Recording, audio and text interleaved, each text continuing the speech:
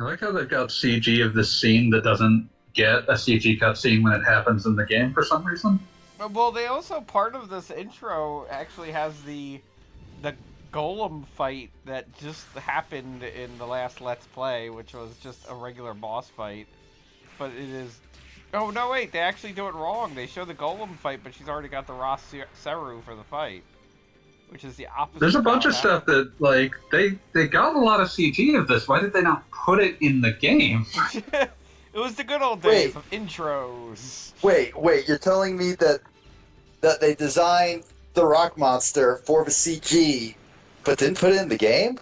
No, it's in there. I'm saying that all of these scenes that we've seen, they're in the game, but for some reason the game doesn't play these CG scenes when the game actually has them happen in the story. I But it mean, only plays them in this intro.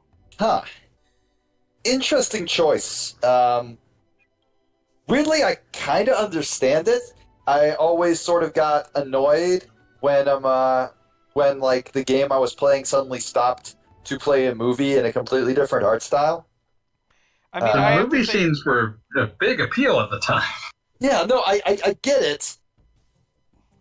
I don't know. I don't fucking know. playing Theater Rhythm, I was actually just reminded of Final Fantasy X and how randomly the really Asian models of the characters would appear.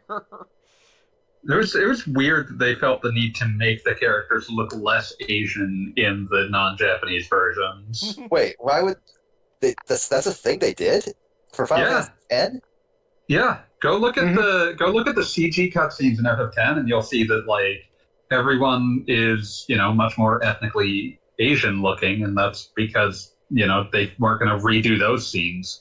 But the actual character models did have touch-ups done to them to make them look less Asian. That is so weird. I And don't. that's why It's Titus looks like Meg Ryan.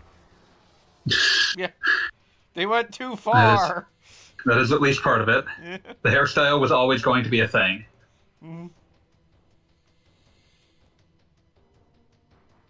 I had. I pulled up a YouTube video that's just titled Final Fantasy X CGI cutscenes, uploaded 9 years ago.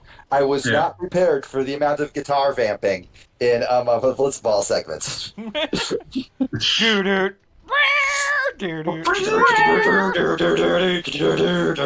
Very Listen, impressive. if you were an ill-informed 13-year-old at the time, you were telling your friends that was Rammstein. Yeah, no, it's definitely got that vibe. If I did not know any better, I would be like, huh. And they start Okay, screaming, I'm looking at the Rocker world right it now, and hates yeah, he you. does. That's still such a strange change to make. Like, I don't know. Like, I don't want to call it racist because It was them assuming racism on the part of the audience. yeah, They yeah, probably okay, weren't wrong.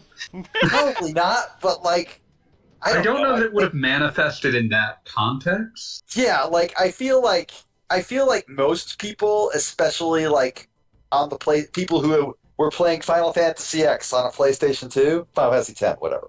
I'll always call it X. X is its name. Um, it's like Mega Man X. I think people playing Final Fantasy X on the PlayStation 2 in the year of our Lord, what was it, 2000s or 2001 when it was released? 2001, late 2001. 2001. Yeah. I think at that point, people just understood that video games were made in Japan, and that if you were playing the JRPG series, that the characters would in fact look Asian. That's not like a stretch, I don't think. All right, give me People a had miracle arts much for weirder Vaan. ideas about things that would turn people away at the time. So honestly, that's Yeah, probably one of the least confusing ones. Your yeah. stats don't look any better. Oh You God. you are wrong. Also, in order to be able to do your miracle art, you need at least 99 AP. I think I might have that. I don't know. You had 87 in that Oh, attack. then my Jesus Oh, Lord. my Whoa. goodness. Those are some very high numbers. Jesus. Big money, big prices. That worm never knew I'd hit it. Literally. It really did not. See, this is the double-edged sword of turn-based RPGs. I always want to you want the battle system to be interesting, right? In most of the time, right? Like, an interesting battle system is what JRPGs live and die with, Okay, right? I've got 95 AP. Give it to me. You need 99. Whatever. Let's try it. It's not going to work Let's if try you don't. It's not going to work if you Okay, don't have it right all. down, left, up,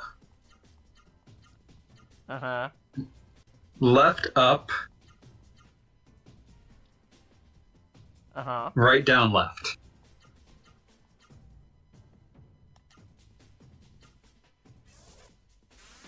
We'll see what happens. The answer, you will probably get several arts in a row, but it will not trigger the miracle art. I got some news for you. Oh, no. Spin Miracle combo. Arts! Crunching Scorch. Pyro Pummel. Spin combo! Power Salt. Hurricane. Tornado Flame. So Tiger. yeah, you have your miracle art. So can you just select your miracle art, or do you have to put in that combination every single time? You have to put in that if you- combination, but it will show you it on the screen, so you don't have to remember it. Okay. Yeah. Vaan won the battle by gloriously demolishing his opponent. That is such a tiny little knife. That's like not even a sword. It is a We That need is knife. to a augment the knife. punch. He's just equipped with, what is it, combat knife or something. Combat knife. Survival Very- knife. Survival knife, even better. Hey, AV, what's good? I'm watching the push it to the limit sequence on Scarface. Excellent. Walk along the razor's edge. Don't look. Sorry. Go ahead, push the limit. Never apologize for nothing. No, what I was trying to say before my train of thought derailed and crashed into the woods and lit on fire. Topical. Is you want your JRPG to have a battle For system the that record, we're slowly requires moving away from that. now. thoughts, but at the same time, you also want to be able to just walk through like an early level area and just press the A button every few seconds. Exactly I what? would, yeah. My two notes would be maybe try to lift the phrase JRPG out of your vocabulary over time. Oh, Yeah, seriously? it's been a rough week. Yeah, the director of FF6, not director, executive producer of FF16 talked about in a recent interview how much that term was seen as a blanket insult in Japan. Really? I had no idea. All right, And sure, I can do so- that. No problem. Yeah, Fuji FF16 looks like chat. dog shit, but I'll Hello. respect his wishes. I mean, it's in the interest of not being racist because I don't want to be racist. Yeah. Sure. The other thing I was going to say was that it's generally useful to remember that it's okay for not every individual combat encounter to be high intensity. Yeah. You want a system that allows you to quickly get through uninteresting encounters. I think But- Earthbound actually nailed it in that regard because if it will just tell you, oh, an encounter happens, but you're high level enough, you just walked right over them. Just, That's the extreme end if you're walking through someplace you've been before. yeah. But Yeah, the Different than fail bump combat. Always Sonic Chronicles in my mind. Like, just yeah, Every Sonic Sonic Chronicles is one of Chronicles. those ones where no matter how trivial the combat was, it was going to take forever. Sonic Chronicles is by far one of the worst turn-based RPGs of all time. just It's not great. so dreadful. Also, had That's a Western RPG. but yeah, Yeah, The- like I will not say that thing you asked me not to say anymore, but I don't know because like I guess in my mind I divorced it from the nation of Japan because that's what I would call Undertale. That's what I would call a whole bunch of RPGs. it's They're a useful taxonomical description that I'm trying to find other options for. Yeah, because like I would Because also it call represents- I'd also call Xenoblade Chronicles a one of those, but it's not turn-based. So turn-based RPG doesn't even really fit either. You know? It's It's spaghetti Western. It's gonna take a minute Yeah. for people to figure out what to call it instead. Let's But the use thing the is that not racist at all term anime RPG. oh god, let's not. I mean, it's no. not racist. That's kind of It definitely covers it. that's kind of the issue with the sentiment, though, is that like in the late aughts, there was very much a point where it was kind of these bad things that come from Japan. I mean, most people that like played video games that I knew, they were like, yes, the good things that come from Japan. It's You didn't see X-Play. I you didn't didn't. see. No, I'm I not didn't. even. I never watched that shit. Why would I? Why So the would thing I'm anyone? going to say here is that was not honestly out of the norm for game discussion, which is like why in the chat that me and Beat and AV are in, one of the things I mentioned over the weekend was that if I decided to go through the One Up podcast archive from 2006, that I could probably get I mean, fairly probably. high-level people at about 10 different companies fired. Yes, Yeah. awesome. Yeah. Say go for it. Nah. I am Yeah, no it one's wasn't judge, jury, and executioner. That's it. That's it. You don't need to. You don't need to go out there and be like and put that gun in your hand. You know. Yeah, it's just one of those things where it's like the I'm point just is more. imagining It's not fanboy, an just- unusual sentiment. I'm just like imagining fanboy going to random video game and media companies and just like getting waved in through by security, walking up to like whatever office this person holds, just placing a handgun on the desk and saying, you know what to do. Just turning around and leaving. Wow, that's dark. Yeah, Make it that easy on one. yourself. You don't come to even worse streams for niceness. You come to hear me shout the F word. You haven't even said it yet. Oh, fudge bunnies. Damn, you're right. Fuck. There we go. Problem solved. There we go. But yeah, I'll be the like it was pretty pervasive. Like just the sentiment that like it was not met with controversy when Phil Fish was shooting his mouth off and screaming Japanese games are bad. The general tenor of discussion around games that were made in Japan at the time was that you highlighted people like Keiji Inafune, who was like, Japan should give up, it's over. And it's just like, yes, that's the Japanese opinion we will highlight. What I miss? I was getting a drink of orange juice. Delicious orange. I was just giving slightly more historical context for the late aughts and the general disdain for Japanese developed games at the time. That's so I mean, is there was there ever a point in the timeline where people were like, "Oh yeah, fuck Nintendo, fuck Mario"? Maybe. Yes. They're always Yes. like that. Really? Yes. GameCube Wow, I and just Wii had U. my head in the sand for like centuries, didn't I? The GameCube was not a happy time. I mean, But yeah, yes. I was gonna say, who was it that? Was it Phil Fish? Phil Fish was the one who said, like, fuck Japanese games, like, in just a public context. Yeah, like Oh yeah, a Japanese game developer asked him what he thought about those kinds of games. Phil And Fish he's like, no, deserved fuck those. like that dude hung the sword of Damocles over his head and then just shot BB bullets at the string until it finally fell. Yeah, but I think the illustrative thing here is no one was really gonna say no, he shouldn't have said that at the time. I thought Like a lot if you of go people back did, and look like, at reactions at the time, it's like, oh, maybe he shouldn't have said it that loudly, but the sentiment was not challenged. I mean, like I remember when he said that, and I was just like, wow, look at this fucking idiot. But I guess Yeah, the I guess general I'm tenor of different. coverage. No, I'm fucking was- not. That's giving myself way too much credit. I need a beer. I will be right back.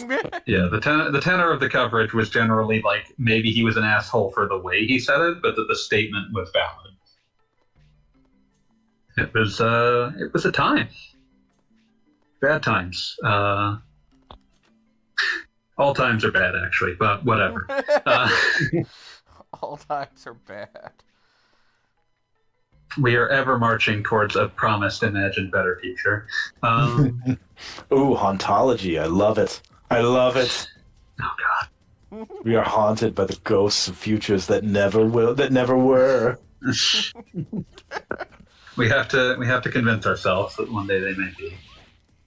I was gonna say we're only a year away from the Bell riots from Star Trek. Oh God! Only 1 year away, are we? The what from Well, Star Trek? Is it the year that I time mean, travel proved we're that we some sucked? 30 years on from the World War III, so Mm-hmm. Okay, I can good, do I that. guess. All right. forget if that was just famous the eugenics war. Oh my. Eugenics war happened in the 90s. Okay, that's the one I was thinking of. I thought that was World War III. Yeah. But yeah, the Bell riots. Trying to from, find Deep the Space Nine. quote. Sorry, go ahead. And so yeah, the Bell riots from Deep Space Nine. A couple of people get sent back to the early 2023s, 2024, right before the Bell riots, which was this riot where a bunch of poor people and displaced people and everything like that were living in shanty towns kind of rose up against the rich people that just didn't give a shit about them. And you kind of look at what's going on right now. You're kind of like, Yeah. I guess we'll see how that plays out. I feel like the I'm worst still holding thing out in hope the for the world Butlerian jihad. is like when we Star Trek tax down the right. computers and replace them with selective breeding of autists. Oh no! Oh no! I was looking for the quote from the cybernetic ghost of Christmas Past from the future. Thousands of years ago. But here in the Right, future, man. the past has already occurred. Listen, Fry Man. You must give yourself been to a the while great now. red ape. okay, So do I cut him a check? Actually, great. I just love how Carl's great. Listen, Fry Man. I know it's been a while, but I'm not gonna get humped by a giant red gorilla in space. I don't do that. Fucking hell. That is between that and the Moonanites. I am always just shot through by how quickly Aqua Teen Hunger Force peaked. Like just unspeakably good. Oh yeah, no, they nailed it right out He's the going gate. to tell you his story that happened to me. It's not him. I'm sorry. Aqua Teen Hunger Force was always a series that I didn't like. What my initial impression was, what was the point of this? Until the exact moments the Moonanites got a belt that gave them all the powers of the 70s supergroup Yeah. Foreigner. And then it's like, That okay, episode- this has clicked for me. Those songs were Loverboy songs. Loverboy has always sucked. Two things. One, Carl immediately showing up and defending Loverboy with just white hot perfect. fury. Perfect characterization. And You two, know exactly what he's about the second he's on screen. absolutely. And two, it has my favorite line possibly in the history of Adult Swim, which is, "Yes, cup." Just the way it's delivered, the way they linger on that shot for like multiple seconds afterward. I would say my single favorite Moonanites moment is when they're trying to talk about their special weed, and then just trap Mooniwana, and then just trap Shake and Meatwad underneath a gigantic dome with a tire fire in there. Moonawana grows in the shape of a tire. And like Shake goes, "Yo, you want to get a hit of this?" And Nick goes, "No, that is a poisonous tire fire. I mean, we are already very high." Oh, it's so good though. It's just so good. It's incredible. You traded 2 of your turns for 3 of my turns, and a turn to be named later.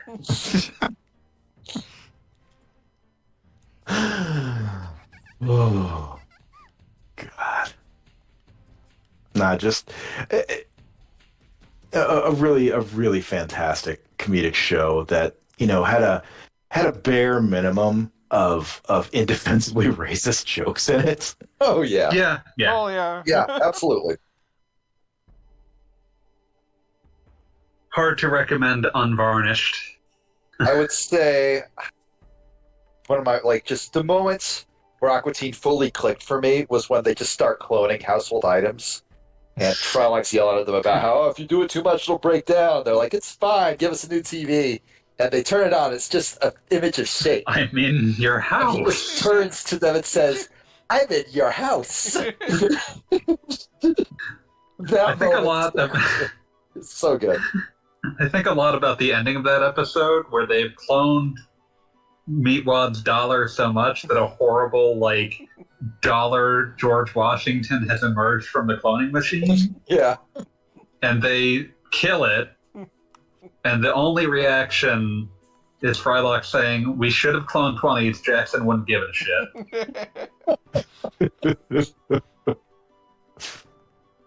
Oh, it's good. It's so good. Wonderful. I put a thing in the. Anyway, Discord. I see you're finally meeting Drake, famous rapper. Drake the Third. Oh, so we have 3 Drakes now. That's 2 more. That's 2 more Drakes than we have here. And Amazing. 5 more Drakes than I needed.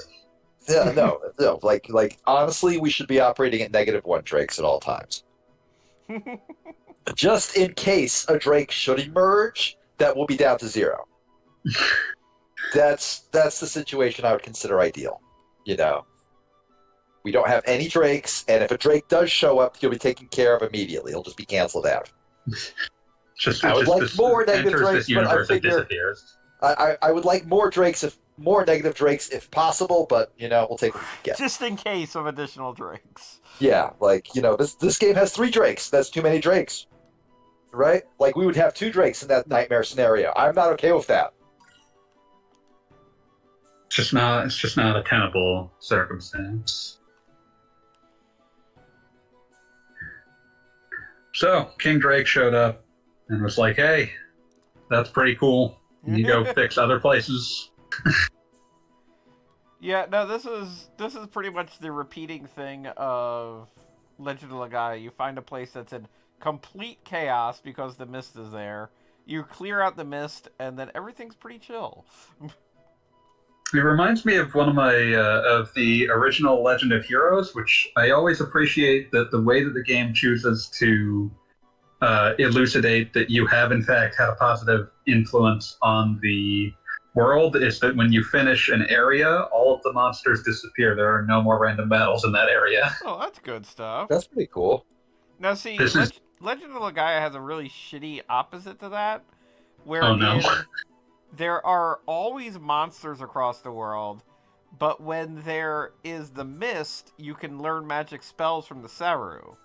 But after And when you there cleared out the isn't, mist, then all those fights are now worthless. well, then after you clear out the mist, then none of those Saru are around, so you just fight shitty goblins and stuff. So Yeah. Oh man, I love fighting shitty goblins. The shittier, the better. Shitty I really liked how Legend of Heroes 2 chose to follow on from that, because that was a direct sequel where you played as the son of the protagonist. And so the first section of that game is all on the overworld, and you can just go anywhere and it doesn't matter because there's no monsters. It doesn't matter. You can't run into fights until you get to the second chapter where you're in an underground cave. Oh, so the monster extermination lasted. Yeah, no, it lasted for at least 20 years. Okay, so what's happening right now with the gal in the dark void seeing a light? She's having a prophetic dream of her mother somewhere. I will I say like how she say something immediately positive. developed a larynx the second that she was not the protagonist anymore. And also a very distinct personality, too. She is basically like wolf child that has no idea what's going on at any given moment. She was raised by a wolf, so that does make sense. Well, yeah, I like that's how the- wolf child works. I like the refraction on the text box. How it distorts the light in the background. That's kind of cool. Yeah, they did That's put color some effort math, in the baby. presentation here. Yeah, that's a nice piece of presentation. I feel like when it comes to weird symbolic scenes using in-game character models, my personal number one of all time would be of this era. Miku's how do you pronounce his fucking name? The Zora from Majora's Mask. Maiko. Maikao. Weird. All right.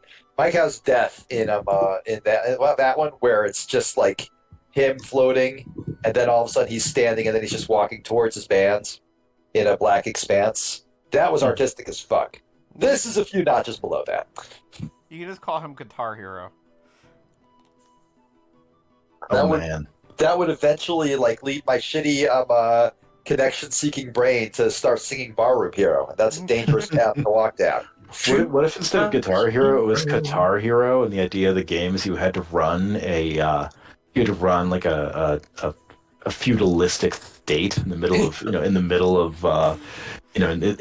of the Persian Gulf. That's just Crusader Kings. I don't like it. Using nothing but imported slave labor. Like that is your resource. Not a You fan. play a little guitar to import more slaves. It's like excellent.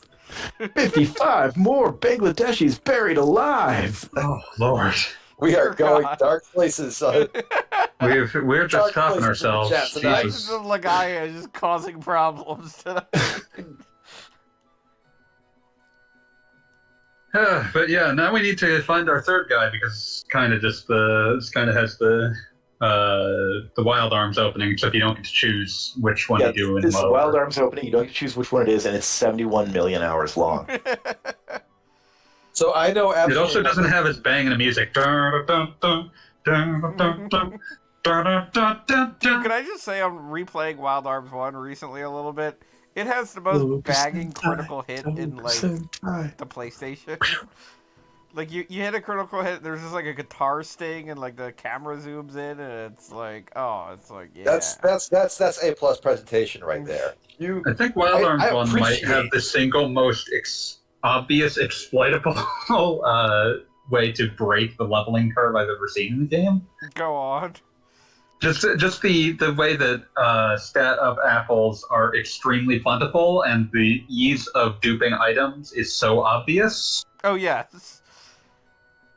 Yeah, the item dupe always felt like item dupe there was an easy item dupe in Wild Arms and there was an easy item dupe in Final Fantasy VII, and in both cases. Yeah, but you could go the entirety of FF7 without ever finding the double item fair materia. enough.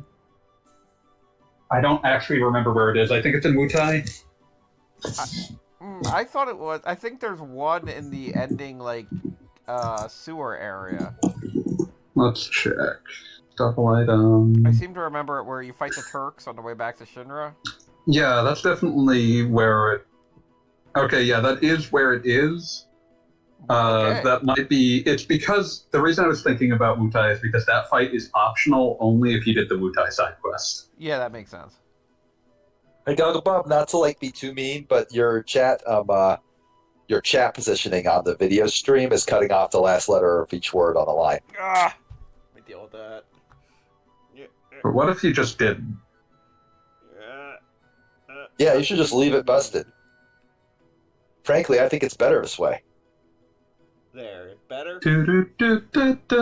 I'll know in a minute. Oh, yeah, that's better. Good job. Yay!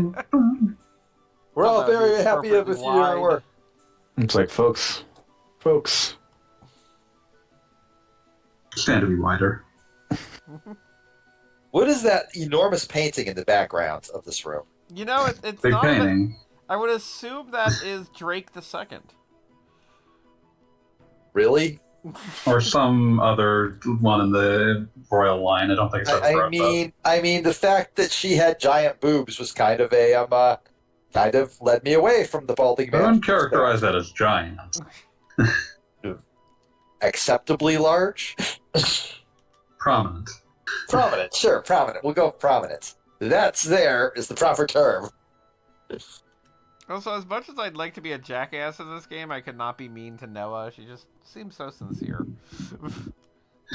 Like, she's one of the I charming absolutely things get about that. the game. There are games where I want to be a prick and games where I'm like, no, I don't want to be mean to these people. These people seem nice. It's part of why I've never done a Mass Effect Renegade run, because I don't want to be a dick to these people. I want to be sarcastic, but I didn't want to be a dick.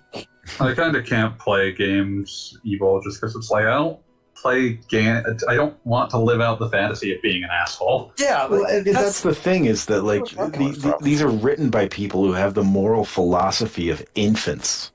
So, yeah, no, anytime absolutely. it's like, There's no joy in... It's like, hey, press A to pet the puppy. Press B to nuke Boston. Yeah, exactly. I do have a personal belief that sometimes that it's often good to offer choices that you expect most of the audience would never want, and in fact would question why they would ever want it, because it just gives more weight to the choice. Like, it gives more weight to when the player chooses to do the thing you expect them to want to do. Yeah.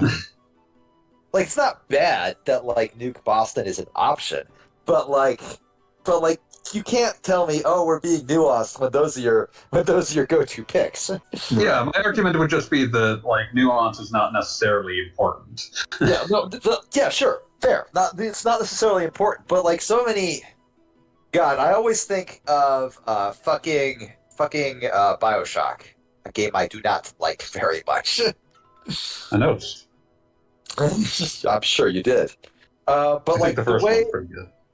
The first one is fine. It's acceptable. It's a fun video game. It's a competent video game. Way too much pipe dream.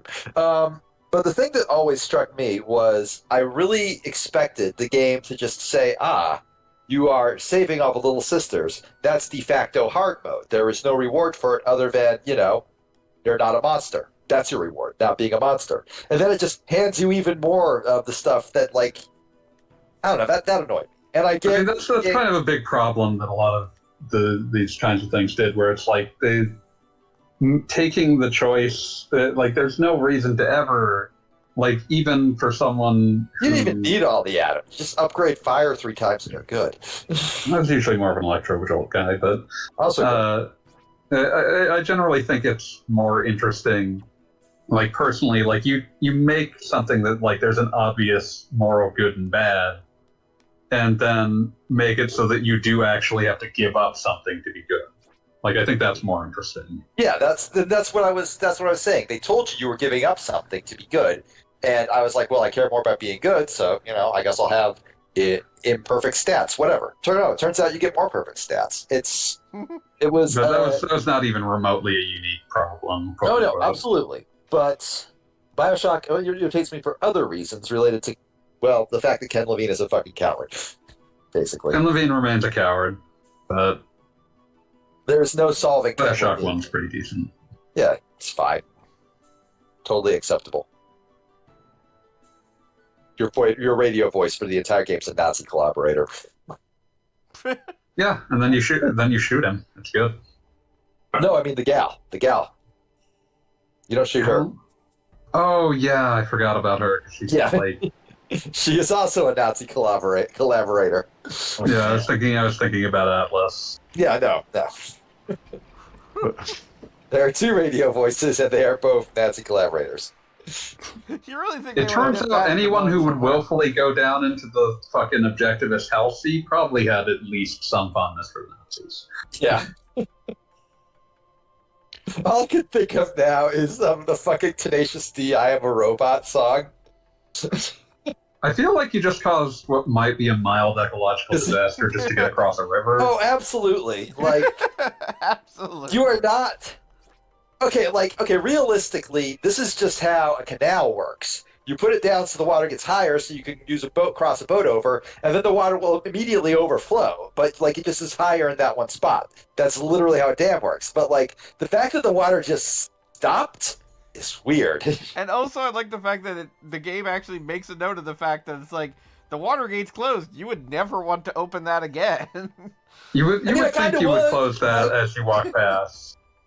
Is there literally any agriculture downstream? Because that's not even. There isn't actually. It's just I guess who gives a fuck? That's a completely human interest. That's not even a hey, you fucked up the ecosystem interest. I'm just gonna say that it is actually reasonably lore consistent that there would be no meaningful agriculture downstream by virtue of the fact that every place has been separated into a tiny walled enclave.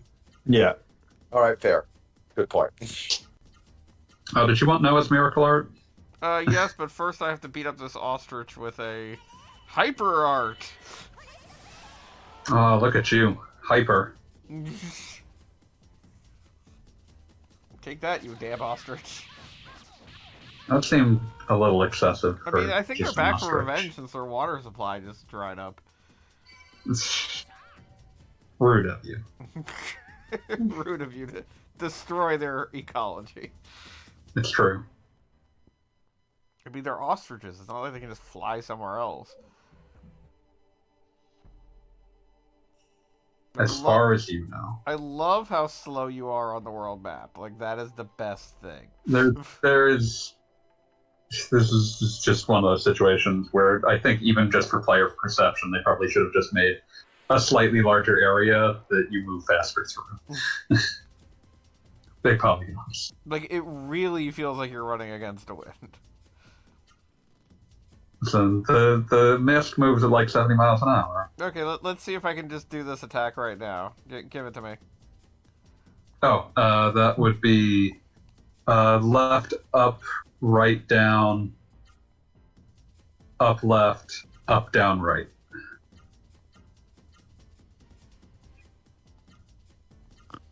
I think maybe it's free the first time, or I guess we're going to find out. Nope, not Yes. that time. We shall see. We did not see.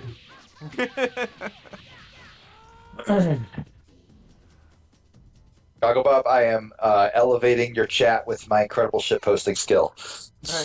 I anxiously await Screaming Red Skull arriving and making this better. Obviously. I was thinking about a game recently. Oh, right. I should tweet about like what you're doing so like people can see it. Be like, okay. I was thinking about a game that might one day make good stream fodder a few days ago. Disaster Report. Oh, yeah. Mm-hmm. It's, That'd be a good one. Wasn't that one was that the Wii game or am I getting it mixed up? No, you were thinking of Disaster Day of Crisis. Disaster Report. Oh, right. PS2 Disaster game. Report's the wait, Michigan Disaster Report? No, you're thinking of Michigan Report from Hell. Oh, okay. Disaster Report is a PS2 game by IREM about escape, like trying to get out of a city that is slowly collapsing due to an earthquake. Oh, okay. That is kind of cool. It has absolutely no combat and is entirely a traversal, inventory management, and occasional story choices making game. Mm-hmm. I mean, shit, that sounds pretty awesome. Yeah, it's really interesting. It's really unique. Disaster Report 4 was canceled for a number of years because it was initially scheduled to come out in Japan in 2011, right around a certain earthquake. That went away, and then the company that used to make them, IREM, decided that it would really rather just not make video games at all anymore. And I mean, like if that's the barrel of the gun you just stared down, I could see making that choice. Yeah, what they did was at least productive. They basically they let their game development division go independent and seemingly sold all of their IP to it for a song. But they did eventually make a Disaster Report 4 that's on PS4 and Switch on the basis that the developers who had been heading up the franchise found that they got a lot of good responses from people who felt more calm during the earthquake because they had played Disaster Report games. Oh, that's wonderful. I mean, that's actually really cool. It's always kind of neat when when something like a video game actually helps people because you don't expect that. But yeah, they're really neat games. I really like them. So maybe someday we can do that for a stream. Next time that I take Goggle Bob, I must relay the words of Poochkins to you because Poochkins is wise beyond their years. Poochkins says, "Fuck them ostriches." Oh, Pooch is here. I think Pooch recommended playing Disaster Report 4 one time back in the day. So what you're saying is, Pooch gave you wonderful, helpful, and excellent advice, and you blew her off to play this shit. Yes. And I believe that I opened my mouth in a helpful way. I believe that advice was like literally in 2020. That's exactly what I was going for, like, fanboy. I just haven't gotten to it Got yet. it. We're getting there. Listen, we're both Aqua Teen poisoned. Aqua Teen will never be canceled. Aqua Teen won't be dismantled. Aqua Teen gonna be together. Aqua Teen gonna be forever. God, I forgot what that concoction that Frylock was having me what drink was. I recall there being oysters in it. It's like the Thunderdome in here. Except it's 2 men enter, no men leave. So good news, we found our girlfriend's mom hanging out with a bunch of monks. Anyway, Pushkin says that she did buy Disaster Report 4 for the Switch, and it was fun. Well, Pooch, There we go. glad to hear it. Excellent. It is kind of fucked up. It is kind of fucked up that I went through two other games before landing on what actually Disaster Report was. Yeah, and I was immediately able to identify what you were thinking of. But, Yeah, like that's impressive. These are that's true friends. Yeah, yeah. Wait a minute. Okay, Beat. I know exactly what you're fucking up here. Yeah, well, I'm listening. Disaster Report 3, which was a PSP game, actually just got a fan translation last year. There we go.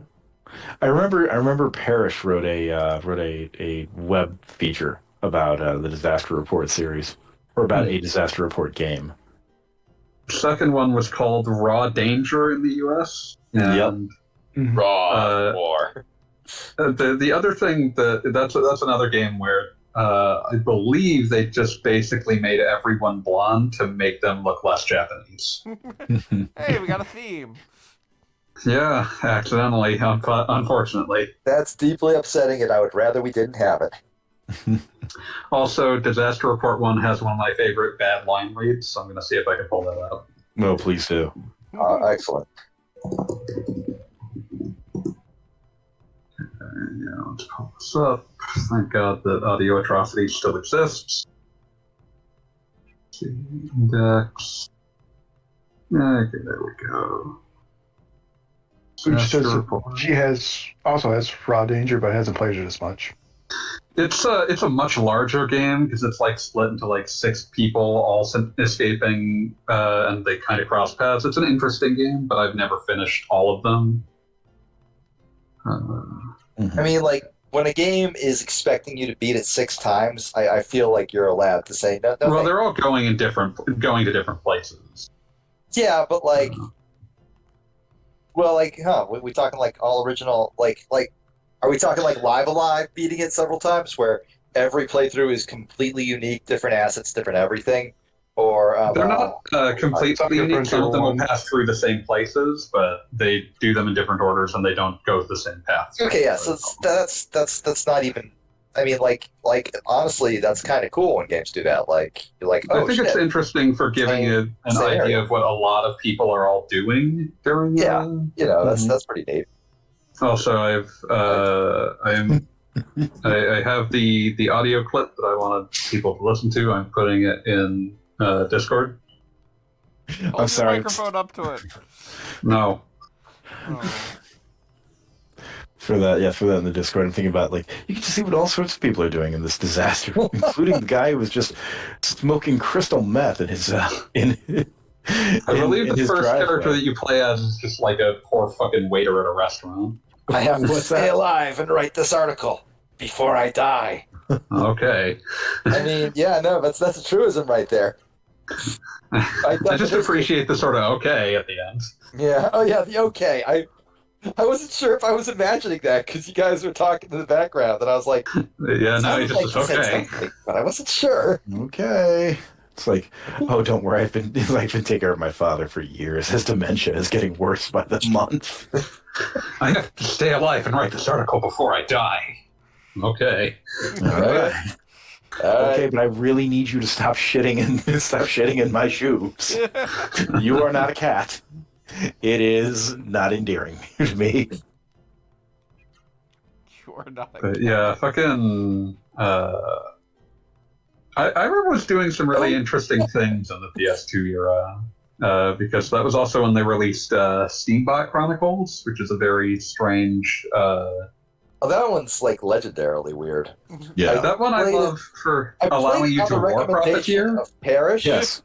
and did not enjoy it very much. I don't think that it's a was beat definitely, game. I think, like, It's definitely not a beat Misadventures game. of Tron Bond Withdrawal. I think the moment I realized how definitely it was not a beat game is when I was wandering around the overworld and I had to stop at red lights. That bit owns. I'm a huge fan of the fact that you can Not saying it doesn't, because that's a great touch, but it's also like the best way to make me go, I thought I was playing a video game. That's another game where you can make a choice that is obviously and objectively awful.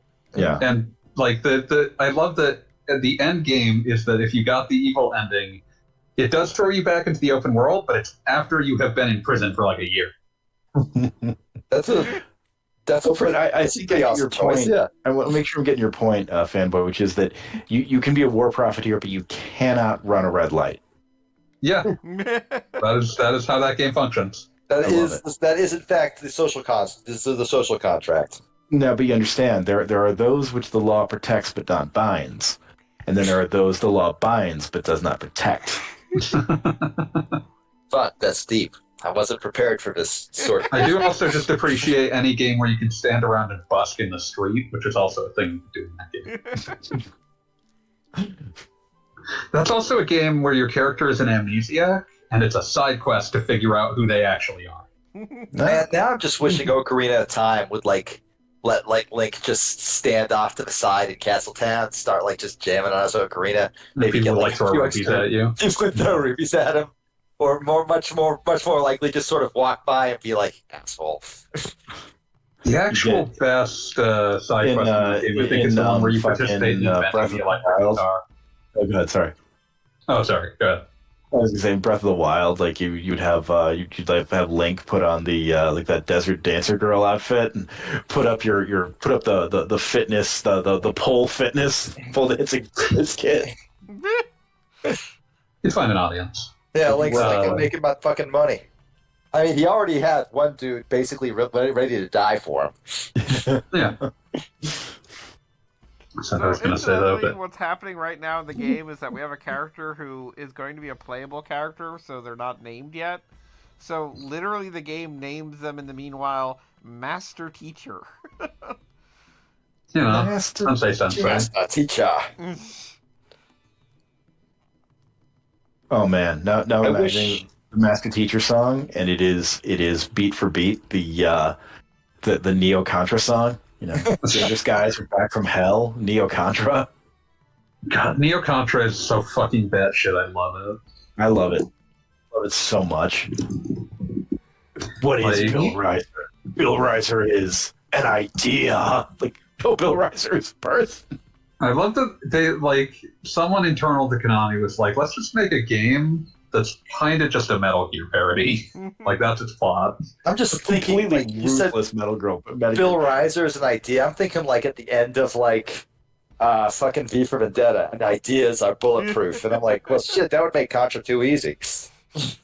I do appreciate that inexplicably the Neo Contra box in Japan sucks shit. Really? That's this hideous CG render.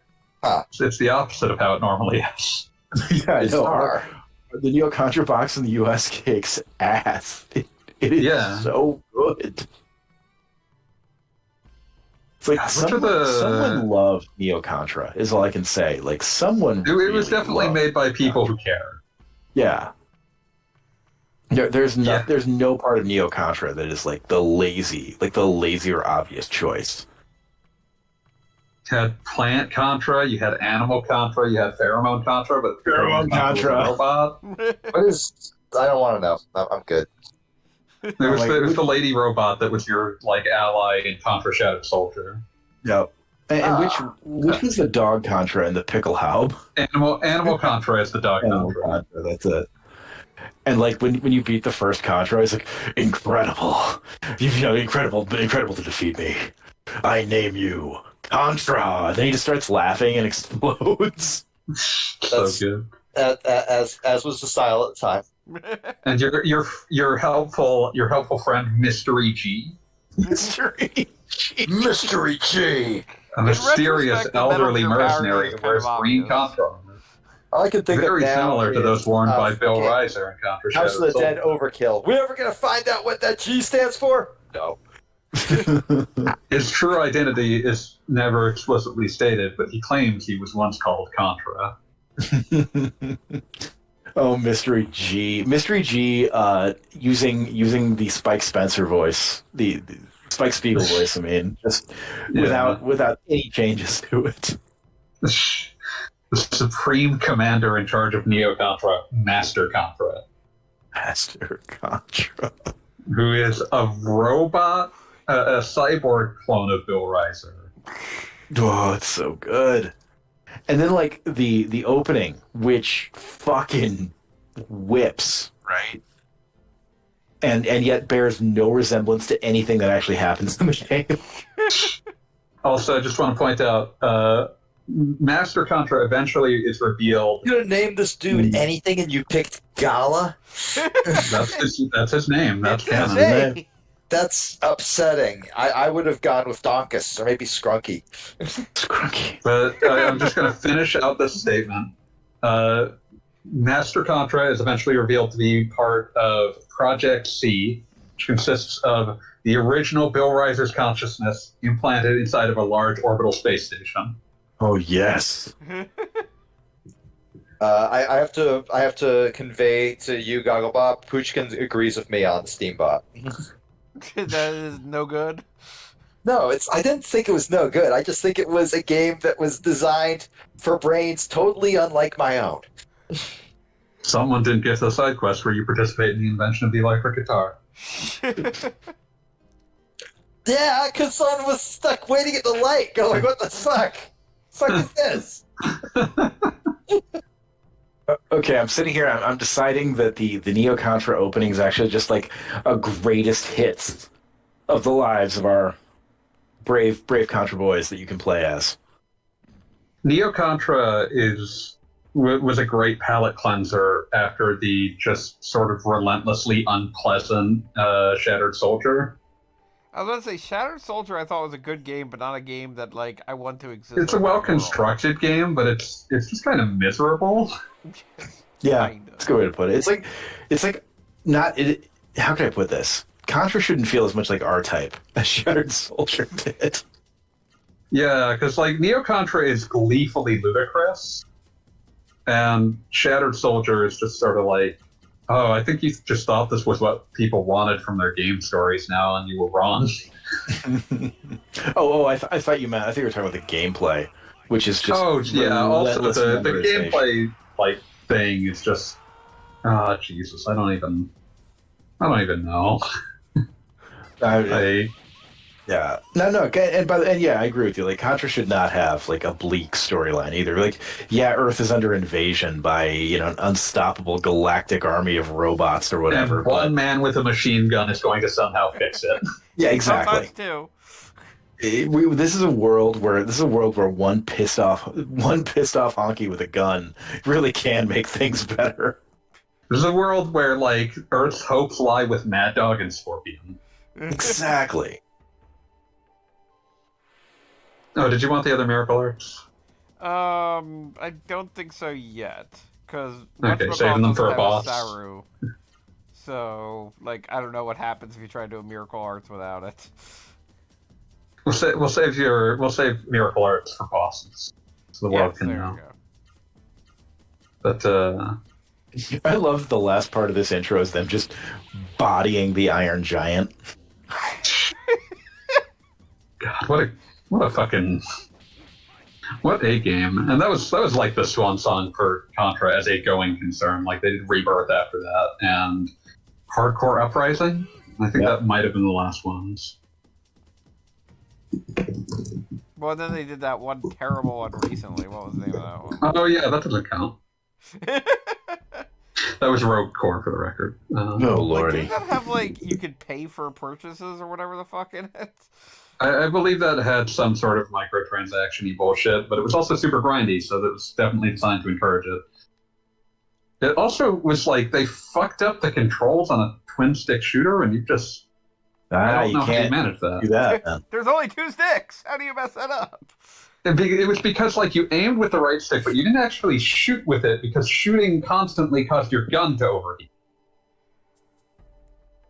I don't know what they were thinking.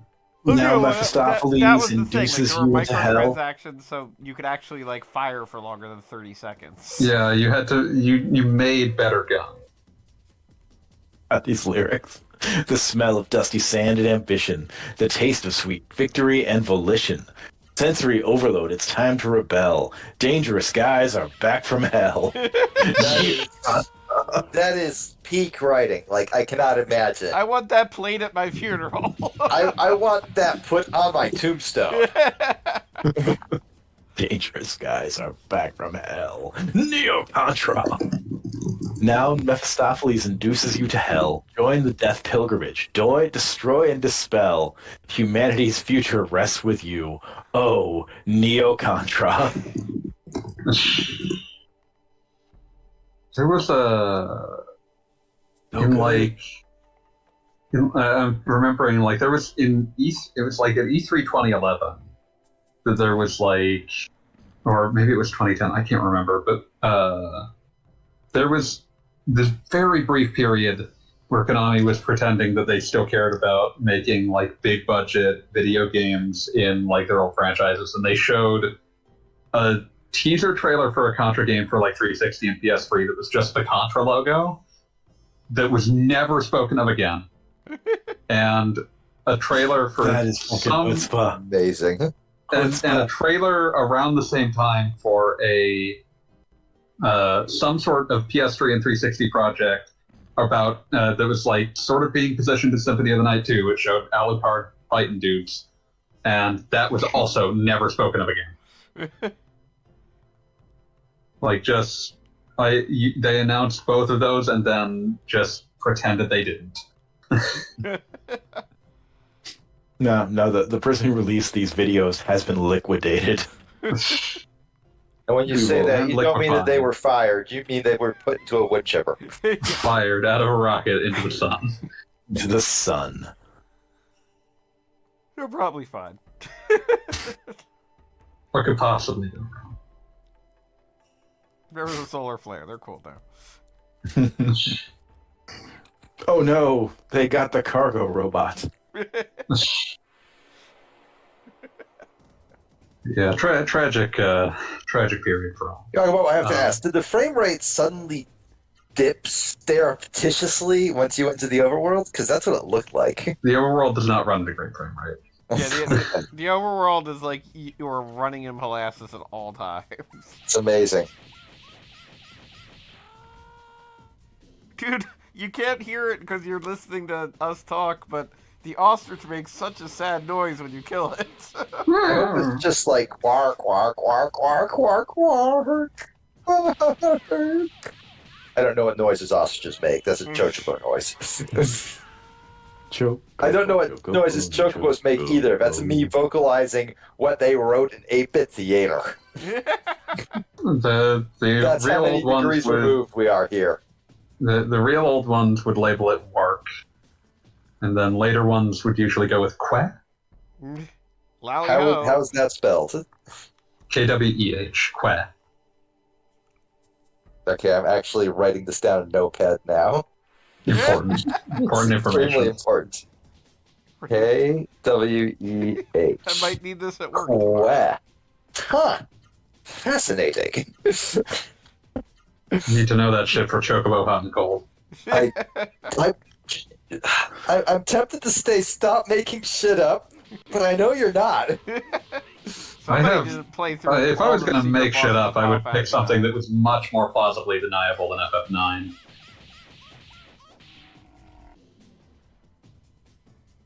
Yeah, I do kind of miss the PlayStation era of, like, we have this vaguely vestigial thing that everybody likes, like the Chocobo or Mog, and we need to fit it into the game somehow, and how are we going to do that? Teach me, Mogster.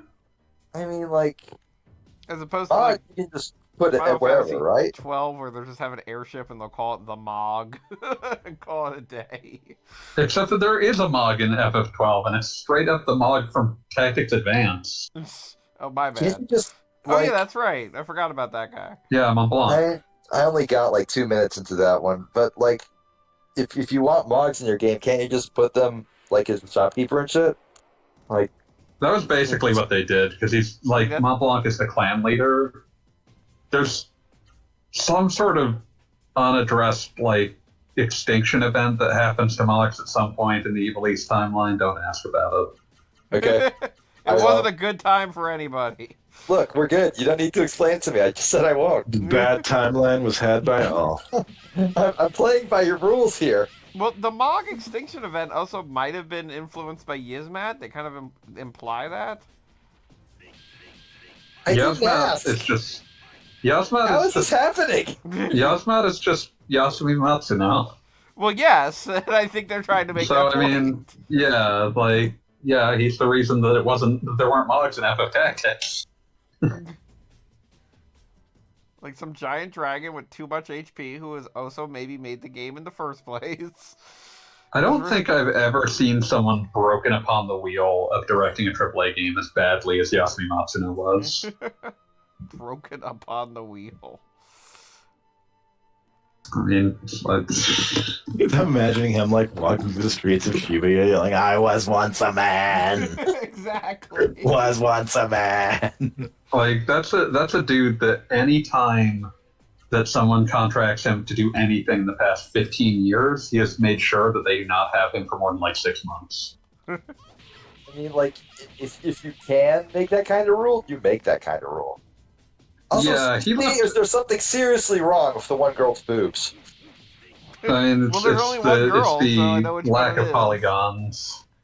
I know, but like they seem like they're coming out of her shoulders. I don't know how to describe it. I look at it and I'm like, oh, that is viscerally unsexy. But yeah, I'm trying Appreciate to. the clothing in this game has like weird little patterns, like our They major tried monk- they tried to get some shit going with texturing. Yeah, our major Yeah, they were monk has, going like, places. I don't know. It strikes me as something like vaguely milfy that he's wearing. That's like purple or like blue and purple bodysuit type of thing. I'm not going to question or interrogate or even mention that one. I'm just going to move past it. Like he's just getting his shopping done. Van now has the medicine. Oh, does each character have an inventory in this game? So the way this works? Van's in charge. Oh, my Yeah. God. Well, technically, what's her name did have her own inventory when she was separate from the party, but now it's all combined. I mean, yeah, I guess, but like, oh, never mind. It ain't Earthbound where they all have their own backpacks. Given the inventory juggling of Earthbound, that's probably for the best. Yeah. Probably. I hate to say it, but I think we talked about it on a previous stream, but like levels in old games where you just kind of never want to play the game again because you hate that one level. Yeah. I feel like Earthbound and inventory juggling is why I don't play that game more often. For me, it's Peaceful Rest Valley, but that's kind of the free space. Okay, that too. Oh, yeah. That's where the oak I've never played explodes through on you. Earthbound. That's the part early on where you're playing as a solo character, and also you can get confused, and the only way to cure confusion is to leave the area and go to the hospital. Wow, that sounds like bad design. And it also You just completely got screws up your owned, control while you're motherfucker. confused. What was Yeah, your your controls get scrambled. Oh, Lord. Yeah, that sounds miserable. That'll teach you to buy this video game that needs my and my family's livelihood. Itoi was the way I would describe it is that Itoi is a writer with an exceptional and unique voice, and he is not much of a game designer. I mean, I have to say, it does lead to some extremely unique experiences because just, I'm going to say for... It's a very outsider perspective. Not to spoil it for anybody, but what I will refer to as the Mother 3 Monkey chapter is maybe Lord. one of the most unique things I've ever done in an RPG, and also not something I ever want to repeat. Good old salsa. But yeah, it's very unique. I remember like reading up on some of the stuff in Mother 3, and then I like see all the fans screaming, "Why won't you release this?" Then I look back at like what's in Mother 3, and I'm like, well, I could think of one reason. I can think of several reasons. There's a few dozen Yeah. like good actuarial tables you could write for why not to release Mother 3 somewhere. Oh yeah, like there's The species. none of it's and like the Yeah. fact that like releasing a Game Boy Advance game in the year of our Lord 2023 doesn't seem like a great use of time and resources. I mean, it was honestly not probably not a great idea. It's not to even say. in the top 5. Metroid Fusion comes out tomorrow. Oh fuck yeah, Metroid Fusion. I figure if we ever see Mother 3, they'll just dump it on there, and they might make some judicious edits to the names of certain things. Yeah. Yeah, for the best. One can only hope. But yeah, like it's one of those things. Like the best value that I could see Mother 3 having for them is as like a tantalizing, like, hey, you can play this thing that we never released in the US if you pay for the higher tier service. I mean, I'm not paying for that shit. Yeah, no, I'm not either, but I am, however, mooching off someone who has a family plan that's paying for it. it's So. legitimately Wait, the Game Boy Advance I'm mooching off of offerings- Nodal. I don't think Nodal has the family plan though. I'm mooching off of Wheels. Oh, well, I should mooch off of Wheels then. Maybe I will mooch off of Wheels. I'm going Yeah, to say that, played a fair bit of like random N64 and GBA games because of this. I'm I mean, gonna like, say that the Game Boy none of the Advance N64 games like appeal to me that much, save Majora's Mask. And It's very nice to just have them to throw on. It's really the thought process. Yeah, but like Majora's Mask is a game that when I replay it, I want to spend like time and energy replaying it because it's one of those games, and like that's not the sort of thing I would just throw on. You know what I mean? I have, however, already played through WarioWare again. It's WarioWare. There you go. Yeah. I mean, you want to hear something crazy? My N64 wish list is if they actually release Castlevania 64 on that service. Then I'm I'd there. rather have Hybrid Heaven. Please, Hybrid Heaven. Hybrid Heaven is much stupider. What even are via my Game Boy games, like the OG Game Boy games, the ones that like the plebs like me can play right now? Let's see. Alone in the Dark, The New Nightmare, Link's Awakening DX, Super Mario Land 2, Wario Land 3. Also good. Let me Tetris. see if yeah, Tetris. I would say the one that's like most fascinating to me is Alone in the Dark. Oh yeah, that was because extremely funny. It's replacing, in Japan it was a Mahjong game, so they just replaced it with that. I mean, good. Who gives a shit about Mahjong? Not me. But like, God, just Alone in the Dark. Fucking Yeah, let's see. Metroid Yeah, 2, shit. Kirby's Dream Land 1, Game & Watch Gallery 3, Gargoyle's Quest. Oh, Gargoyle's Quest is good. And the ones that they've shown but not yet released would be Kirby Tilt and Tumble, Pokemon Trading Card Game, Oracle of Ages, and Oracle of Seasons. oh damn, the Minish Cap's one of them. That's a good ass game.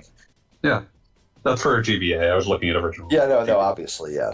Tilt and Tumble is the one I'm most excited about because that game has never been re-released because it's a gyroscope game. I mean, the Switch can handle Good luck that. with It's got the internal. Yeah, gyroscope. the Switch can handle that, but like they could have done that on 3DS and they never did. Yeah, true. But when they showed Tilt and Tumble, when they showed it, one of the games they showed as coming soon was Tilt and Tumble. Yeah, we never got Punch Out Arcade on the 3DS either, did we? No, but we did get it on I Switch never for got it some on reason. Switch. Wait, Punch Out Arcade? Yeah. Oh, Arcade right, Punch the Out. original Punch Out before NES Punch Out. Yeah. Yeah, we also got Super Punch Out that way as well. Body Arcade Blow. Super Punch Out. Not to be Body confused Blow. with Super Punch Out. Yeah.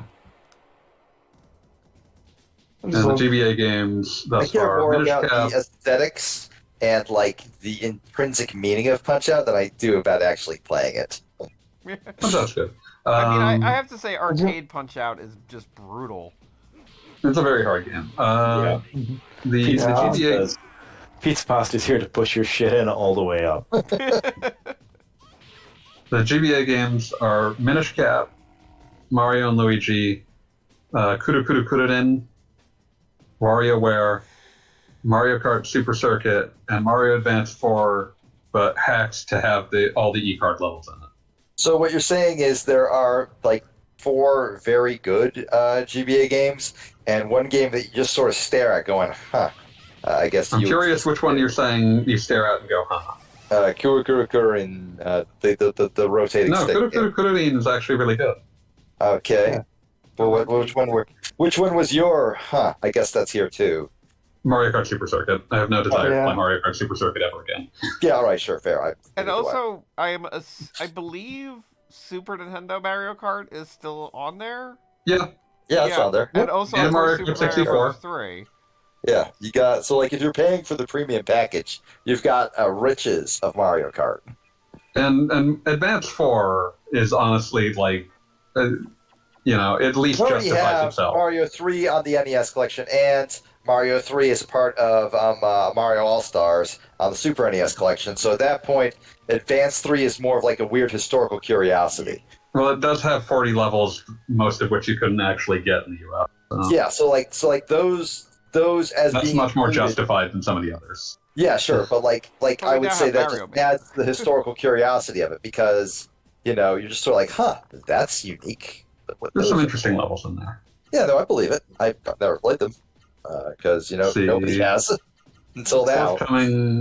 Forthcoming are Kirby and the Amazing Mirror, Metroid Fusion, Fire Emblem, F-Zero Maximum Velocity, and Golden Sun.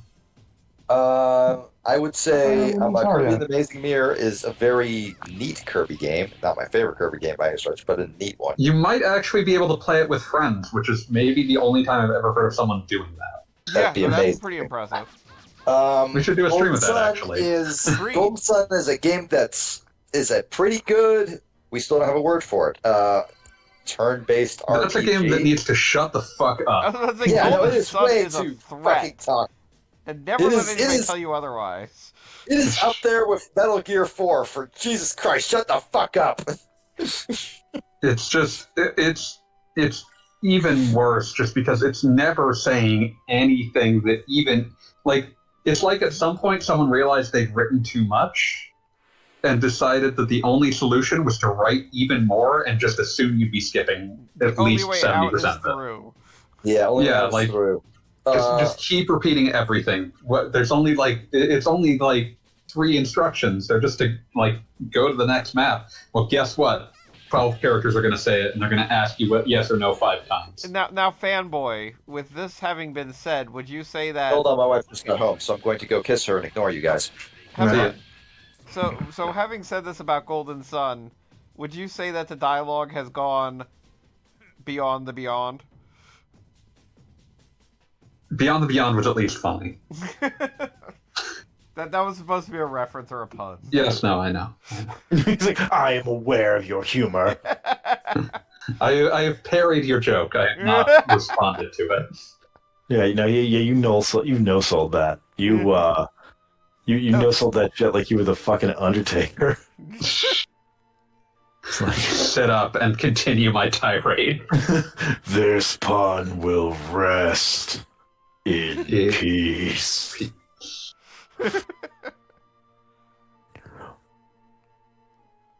Yeah, it'll be a good excuse to play GBA Fire Emblem. I forget which one that is. Sword of Seals. I can't Is remember. that the Roy one?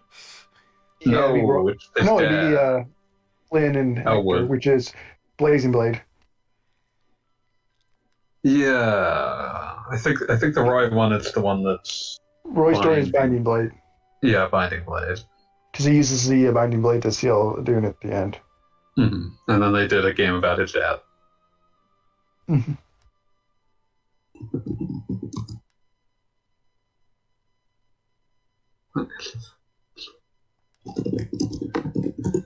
Yeah.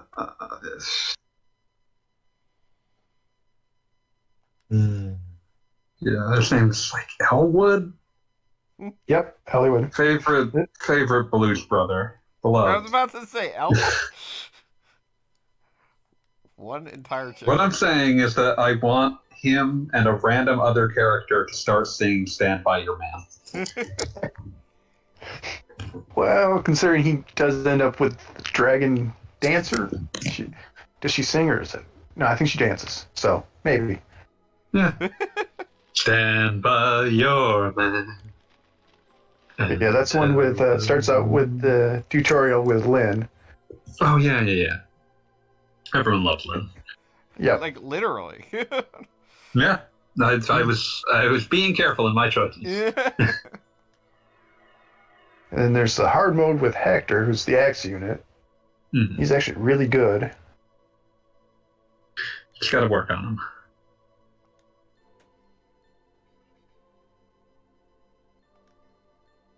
I'll be proud of him, 'cause after all, he's just a man.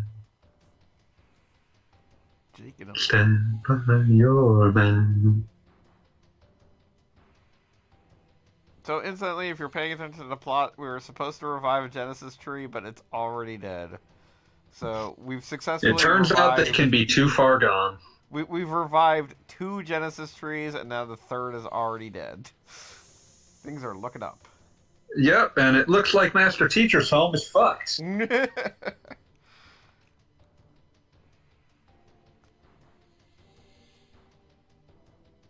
Yeah, I don't think there's a single town that isn't eventually invaded by the mist in some fashion in this game. I do like Noah's panicked arm flapping animation. She uses that arm flapping a lot, and we all know it's awesome. Yeah, it's very cute. Good choice. Good use of limited polygons. She gets excited about a lot of things. Like I said, she developed a personality the exact moment that she was. She was no longer the controlled character. Exactly. It wasn't even like she was kind of stoic or something. Now she's just absolutely out of control. I like the little arm flapping. It reminds me of when in Arrested Development when Lucille Bluth sees Gene Parmesan. Gene! What a treasure. I'm back, and I see you've decided to waste my time by remaining in this dark woods, or whatever the fuck it is called. Well, he has to leave because the Genesis tree is dead. Oh, Yeah. Man, so we turns can't out play it Sonic? was pointless. That's a shame. Listen, Sonic the Hedgehog Genesis for Game Boy Advance has been canceled. You will not be getting it on your Switch Online. What? That's not the Genesis I wanted to play! You tricked me! I'm being betrayed! Oh yeah, that's the other nice thing on the fucking Switch expansion pack. I routinely forget a different selection of Sega Genesis games. I think Alicia Dragoon's on there. That's fun. Yep. I mean, I already have the Sega Genesis collection on my Switch. Yeah, That's why I said a different collection. Oh, yeah, alright. I guess... Fucking... No, they have Phantasy Star 4 on that thing. Sonic 3 and Knuckles? I don't think that's on there. No, Really? it's not. Interesting. Yeah, they got Sonic Mania for that or whatever. No, Sonic Origins. Aren't you excited for Sonic Origins Plus? Wait, What are what? they even I had no idea what's going to be in that. I mean, I you mean- gotta have the pinball game, right? Sonic Origins. Sonic Origins Plus showed up on a Korean ratings board a few months ago. Okay, that makes sense. I mean, they did it with Sonic Mania, and if any game could use, just somebody to come over and just sort of hammer in all the nails that just sort of left hanging halfway out, it's Sonic Origins. The actual thing that I'm hoping for is that the additions to Sonic Mania Plus were a DLC that functioned the same way that enterprising ROM hackers function, where they just added in random ass new characters. So I'm hoping that Sonic Origins Plus consists of bug fixes and a curated selection of random ass ROM hacks. Okay, see, I would think it is the shit and everything it does is legit if they just basically made, hey, Sonic Classic Heroes, that ROM hack you fucking love, beat, guess what? It's in Sonic Origins now. You're welcome. We love you. See, that sort of all nonsense. What That's they're all gonna they just would do is need to add do. Charmy the Bee. Yes, absolutely. That would not. You think that you're joking, and You think that Beat you're is joking, saying, but "Don't that threaten was me with a good time." absolutely in Sonic Classic Heroes, and it was the shit. Shit was great. It was a period. We played it once together. Yeah. Yeah, What a time. we used the garbage ass net play on the guys. Sega Fusion. Sega Fusion, yeah. Oh, Sega Fusion, my resulted God. in many cuss words being uttered. I was blamed for everything that went wrong. It was great. I was very, very mean to Fanboy on that day, and It was much looking easier for back- me to be kind to us than Beyonce. Looking back, I regret it. That was not acceptable. But yeah, That was realistically, not I don't my know what best they would. behavior.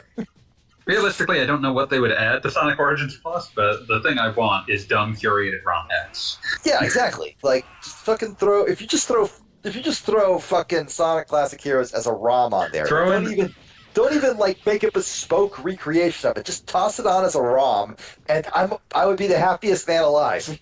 Well, there needs to be at least one like blank in Sonic 2 ROM hack of dubious quality, like it's missing like 3 sprites. Yeah, exactly. I was going to say, does the Sonic Origins have the mobile version upgrades to the games? Yeah, Yes, it's the okay. mobile versions that were ported into Origins. Yeah, like Okay. the mobile versions was the base they were working from. So like you can get to Hidden Palace Zone in Sonic 2 and that sort of thing, which is Falling down nice. that one Nice damn touch. hole. That one damn hole that in at least one of the betas did have a spring in it, so they either did that by mistake or being extremely cruel on purpose.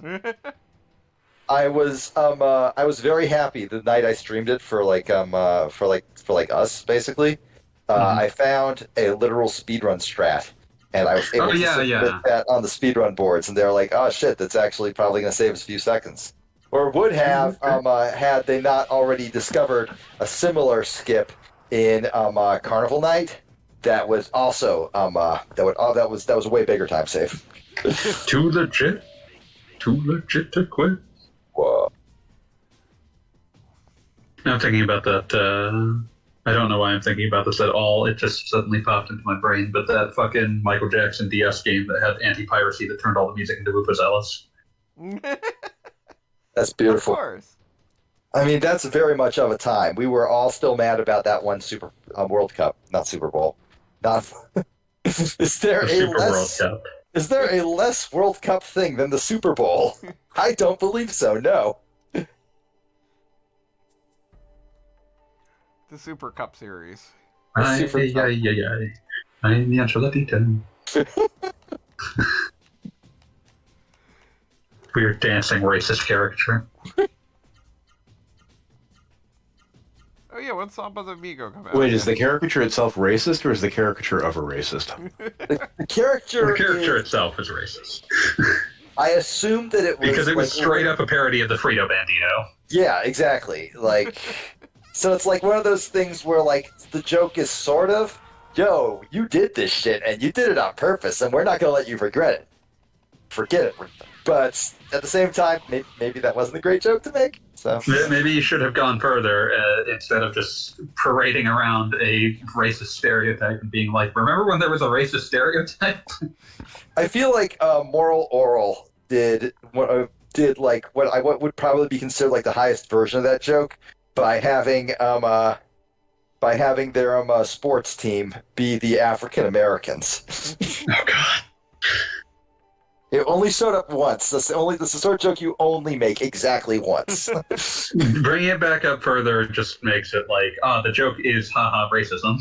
Yeah, but doing it once, you're like, "Oh yeah, the Cleveland Indians. You did that shit, and now you have to like look in the face of what you did." Isn't that extremely fucked up? Yeah. It's like, do you see why this is a problem? Do you see why this could be an issue? But yeah, I'm just thinking about the. As long as we're on the topic of Old Adult Swim, Moral Oral always like I watched it. Moral and I was Oral, like, always this bad. is deeply not funny to me. And then I watched it like a later episode, like way later in it, and I'm like, in what sense is this a comedy? Like the earlier ones are it just wasn't like, anymore. haha, religion. Oh, how funny. And I'm like, well, that's just kind of dumb and bad. And then I watched the later one, and I'm like, oh, you aren't even telling jokes anymore. You're just doing the grimmest character study I have ever seen. Just literally has the scene where like the parents' marriage breaks up set to "No Children" by the Mountain Goats. That song fucks me up every time I hear it. I do not like hearing it because it upsets me viscerally. Oh, it's one of the greatest songs ever written. Yeah, But no, it's an incredible scoring song. Exactly what it scoring means your to- divorce scene to this is the same thing as playing fucking Velvet Underground heroin as your character does drugs. It's like, I do not trust you to be sad at the saddest part of my story. Yeah, like So I've brought in a song, a friendly musical ditty to help do the heavy lifting. God. I mean, like, there's a reason I can't listen to the Mountain Goats, and it's that song. It hurts me to hear it.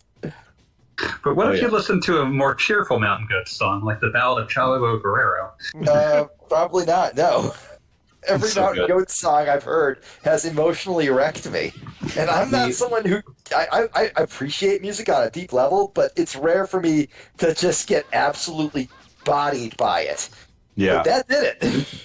Legend of Chavo Guerrero is relatively cheerful, even though it's also just about being nostalgic for your heroes from your childhood. Yeah, I love that. Like you just did straight jab. Point like where he takes some. there. Go ahead. Sorry, go on. No, there's a moment where he takes a moment to call out to call out his stepfather and be like, "Ha ha, you're dead, motherfucker." And I love that if you watch the music video, when he sings that line, Chavo is like on camera with him, and Chavo kind of like gives him this double take. It's a quality music video. Absolutely. Because he's from a generation, like John Darnielle is of a generation who knows what a good like indie rock music video is supposed to look like. Yeah, 100%. Gory Guerrero, what a fucking name. Oh yeah, Gory Guerrero. The other thing I love is that that song name checks Red Shoes Dugan, the the ref out in that territory, and Red Shoes is actually so Red Shoes is so obscure that even like a lot of wrestling people didn't catch that reference. Yeah. Shows you're a real one. Yeah, like that motherfucker real. God. I'm just thinking about I'm looking at Gory Guerrero now. And it's like, yep, that's a real granite pillar of a man, the kind of person that you have to be able to pull off that name. Yup. Well, I mean, wasn't his gimmick with he was the evil Texan down in the Mexico territory? It's like just a great heel gimmick to work. Oh yeah, a Rudo gimmick, if you will. I love it. I love that the Guerrero boys all had the same gimmick too. So we're from Texas, motherfucker. And like whether that's a face gimmick or a heel gimmick depends very much on what territory you are in at the moment. I love every time I see a picture of Eddie Guerrero specifically. It's only allowed after I forget that he was 5'8". So I'll take a picture of him next to people. Let's be like, what happened to Eddie Guerrero? Is this person next to him secretly a Titan? Like, that made it even better though when he would do shit like the Three Amigos. oh my god! Oh. I still like I've only seen like a little bit of like Hector and Hector Guerrero, like those guys were fucking good. Yeah, I've never seen like a Guerrero that didn't live up to the name. Those there's boys. a lot of wrestling families where it's like, okay, there's like 2 good ones and then there's like a dozen bad ones. Yeah. All right, Goggle Bob. I just looked back at your stream and you're getting menaced by Ghost of Snow White. What the fuck, man? She is possessed by a Seru, okay? I don't know what that is, sometimes. and I'm unwilling to learn. You can tell. Beat is unwilling to engage with the most core tenet of this fiction. There are things I'm willing to engage with on. It's just not this. Whatever the fuck this It's the is. core tenet of this fiction. Okay, good.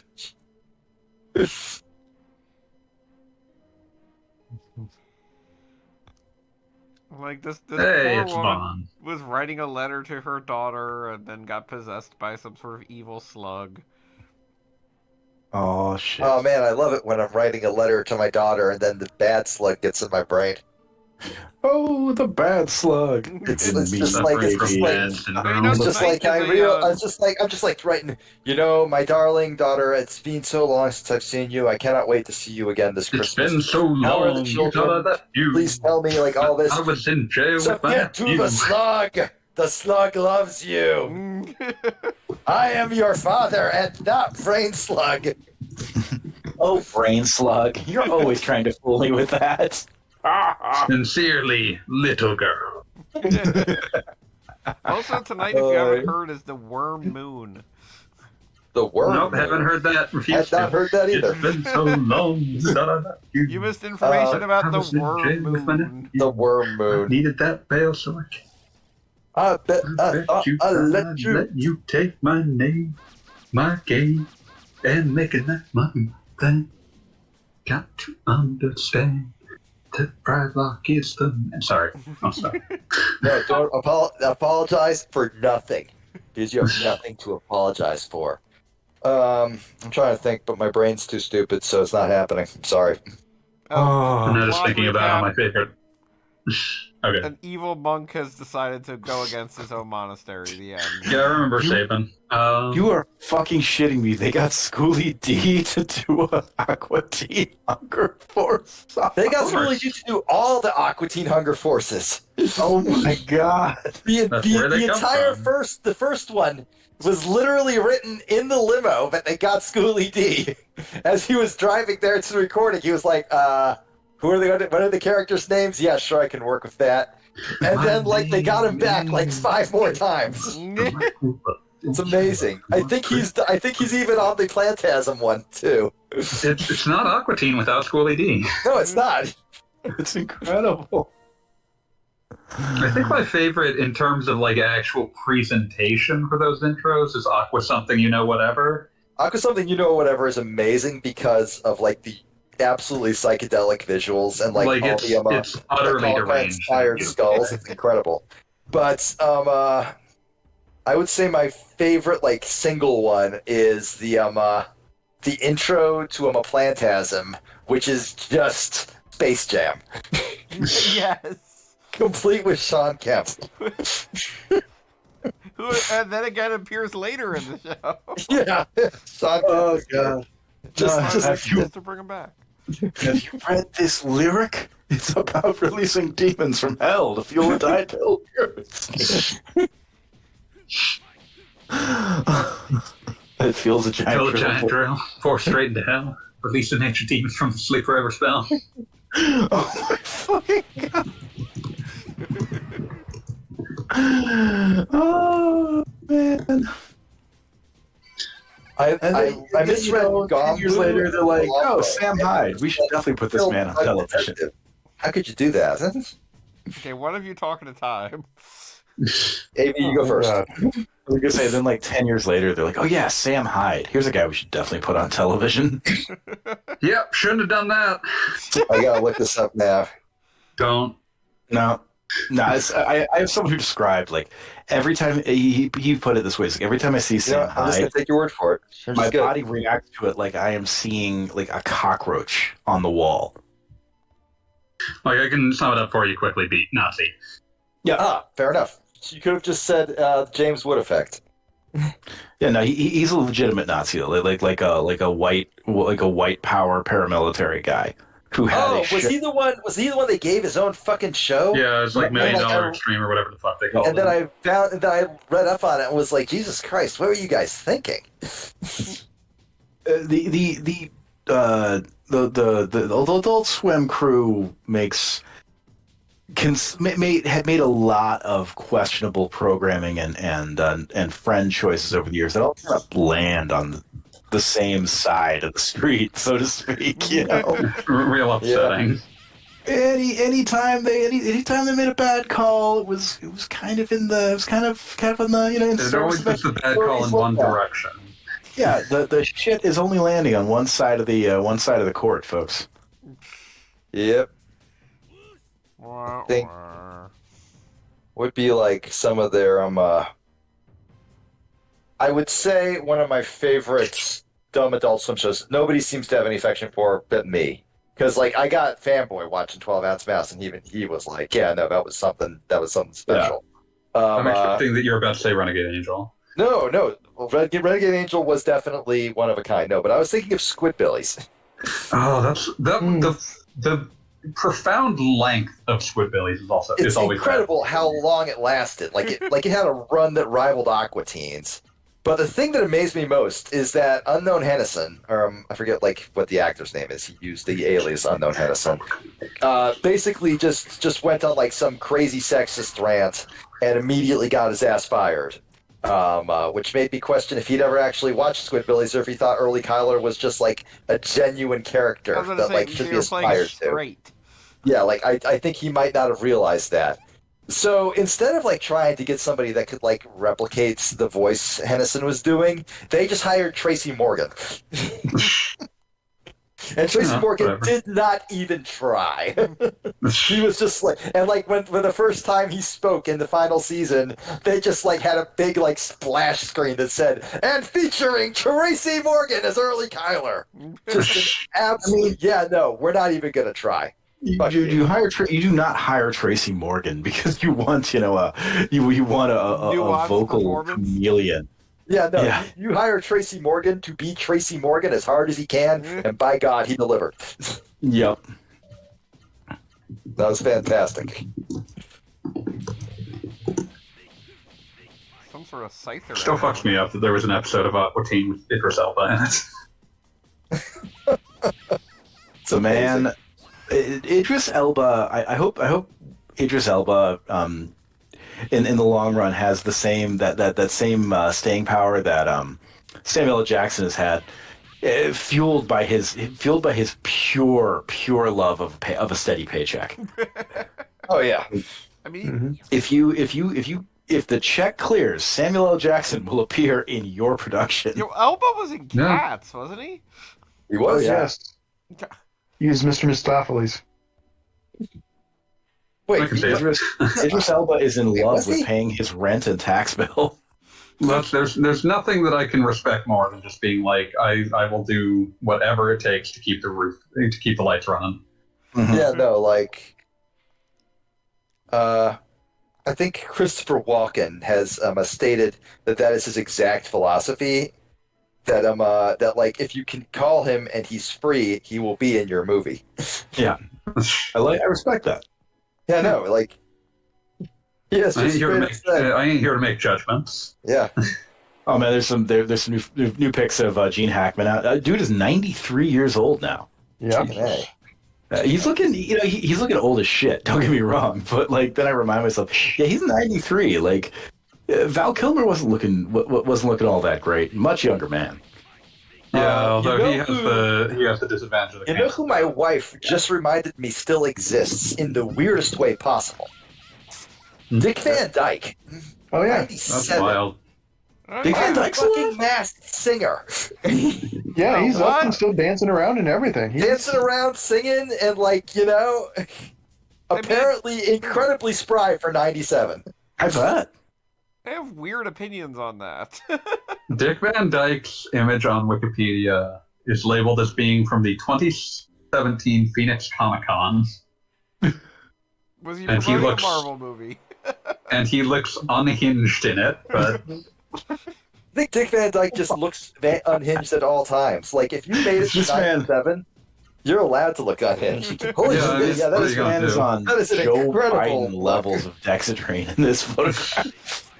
By the way I see it, if you make it that long, you get to do whatever the fuck you want.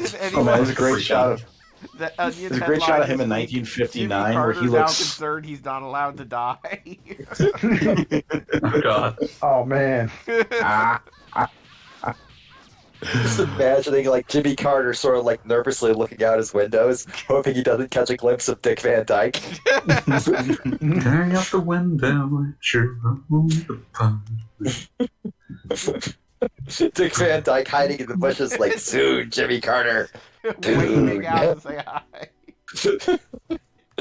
He keeps Prince building Horton houses. says Dick Van Dyke is immortal, and I agree.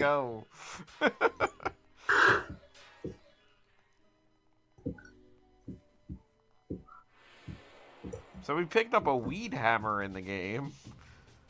Oh, the weed. Okay, like when you say weed hammer, I'm just imagining a bong in the shape of a hammer. And the actual like answer is just going to disappoint me. So don't even tell me. It does what you think. Exactly. It's like, Wait, oh, no. man. When you drink, you get hammered. When you smoke weed, you get stoned. So you Yes. should have a weed stone, not a weed hammer. This is you Ooh. just you've screwed up the entire thing. Legends of Legaia. Legaia. That is no.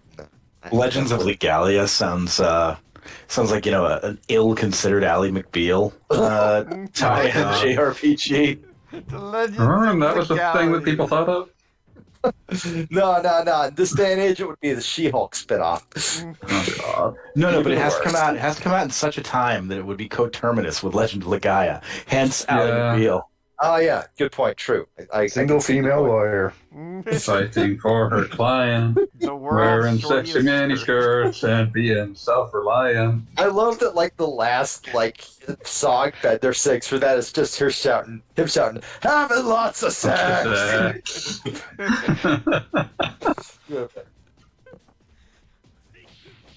Also, that Bender comments on his own works on his own song with, "I am pretty great."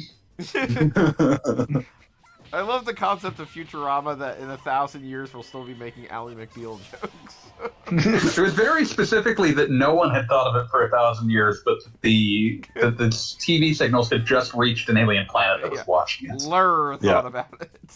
Oh, lure. Blur. That had to have been after Galaxy Quest, right?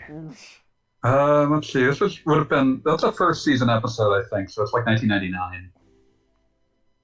Galaxy Quest is like 97, isn't it? Or I 98? believe Sounds 98. accurate. I want to say 98. Galaxy Quest is great though. 99. So they were perhaps they were sipping from the same the same flow off of the collective unconscious. I mean, the collective unconscious, nothing. I feel like the same nerds were hanging out at the same cons for like the entirety of the 90s and sharing ideas. Oh yeah, That's fair. absolutely. That's fair. Why Wouldn't it does be Ross, funny the if, largest like, of the these shows friends, were not real? simply eat the other one? Ah, such a great line. Perhaps they're saving that for sweeps. I still maintain that the best lure line is when they are looking at the candy hearts. Love! Surely you mean love. No, it says love. With an Earth W. Behold. Your concept of love confuses and infuriates us. Lure is a truly great character. I think there was something funny in that hippie. They can Oh, touch my- anything but Think for themselves. themselves. Whoa! Yeah, I forgot. Was that the episode where they were introduced, where they found out that they were eating their young? Yep. No, that's season 2 or That's a 3. few other Poplars. down the Problem line. poplars. And then they bring them back to be from the Galaxy Nintendo 64. 64. Drop down, reverse direction. Instead of shooting where I was, you should have shot where I was going to be.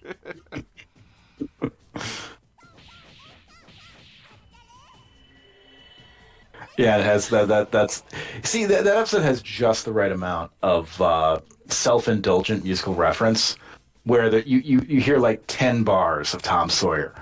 Yeah. Spacey Lace, find you. And then it's basically done.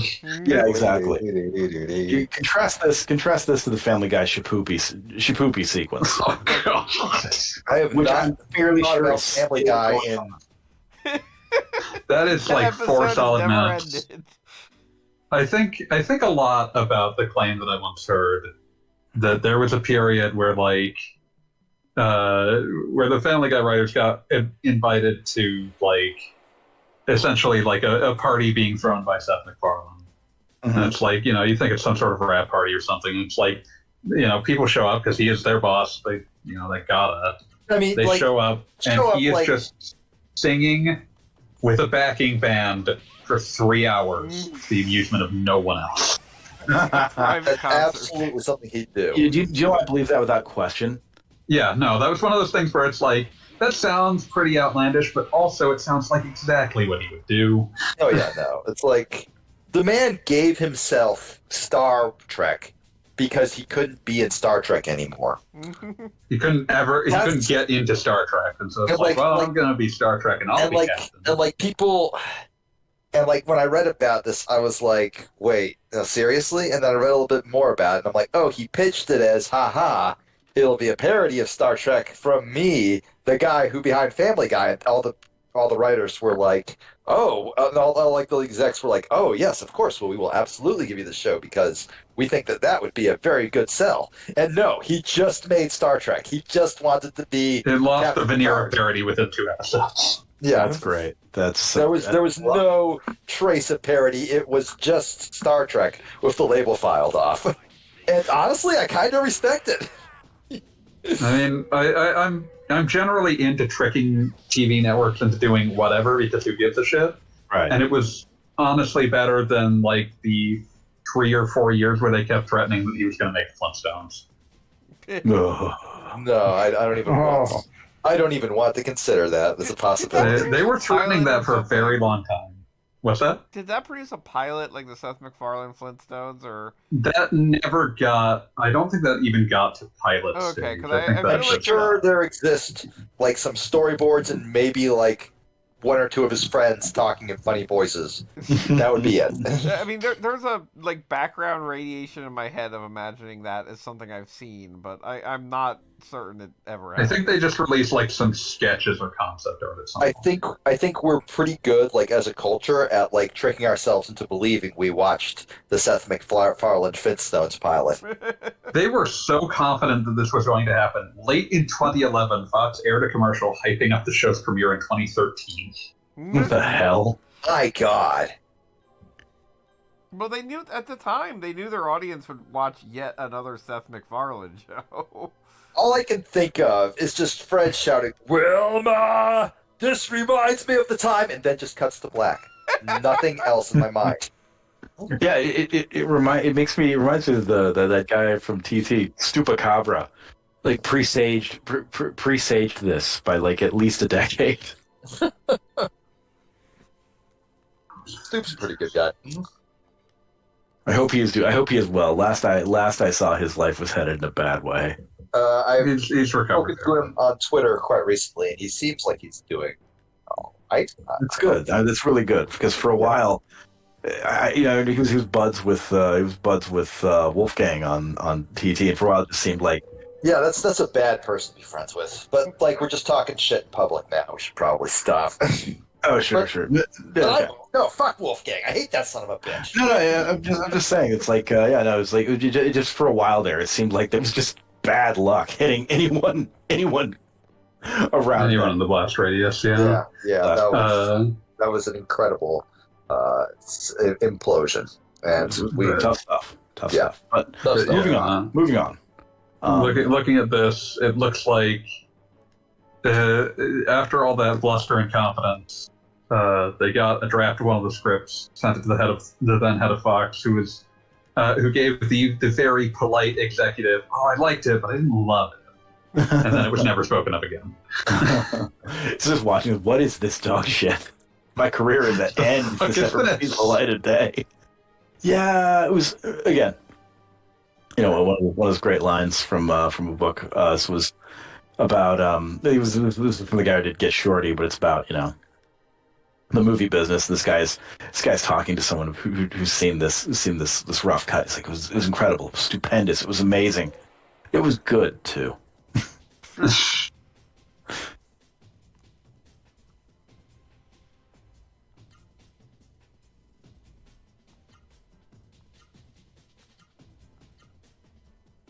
Man, remember when Seth MacFarlane had like just an empire of TV shows?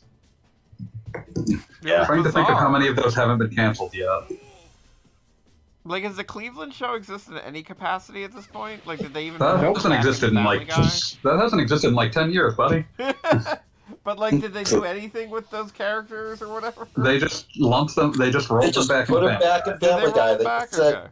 They just said, "Hey, we moved back." We moved back. We brought some of the side characters, but not most of them because they were not popular.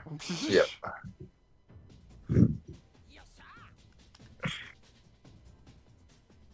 Who doesn't love being an an unpopular side character from a.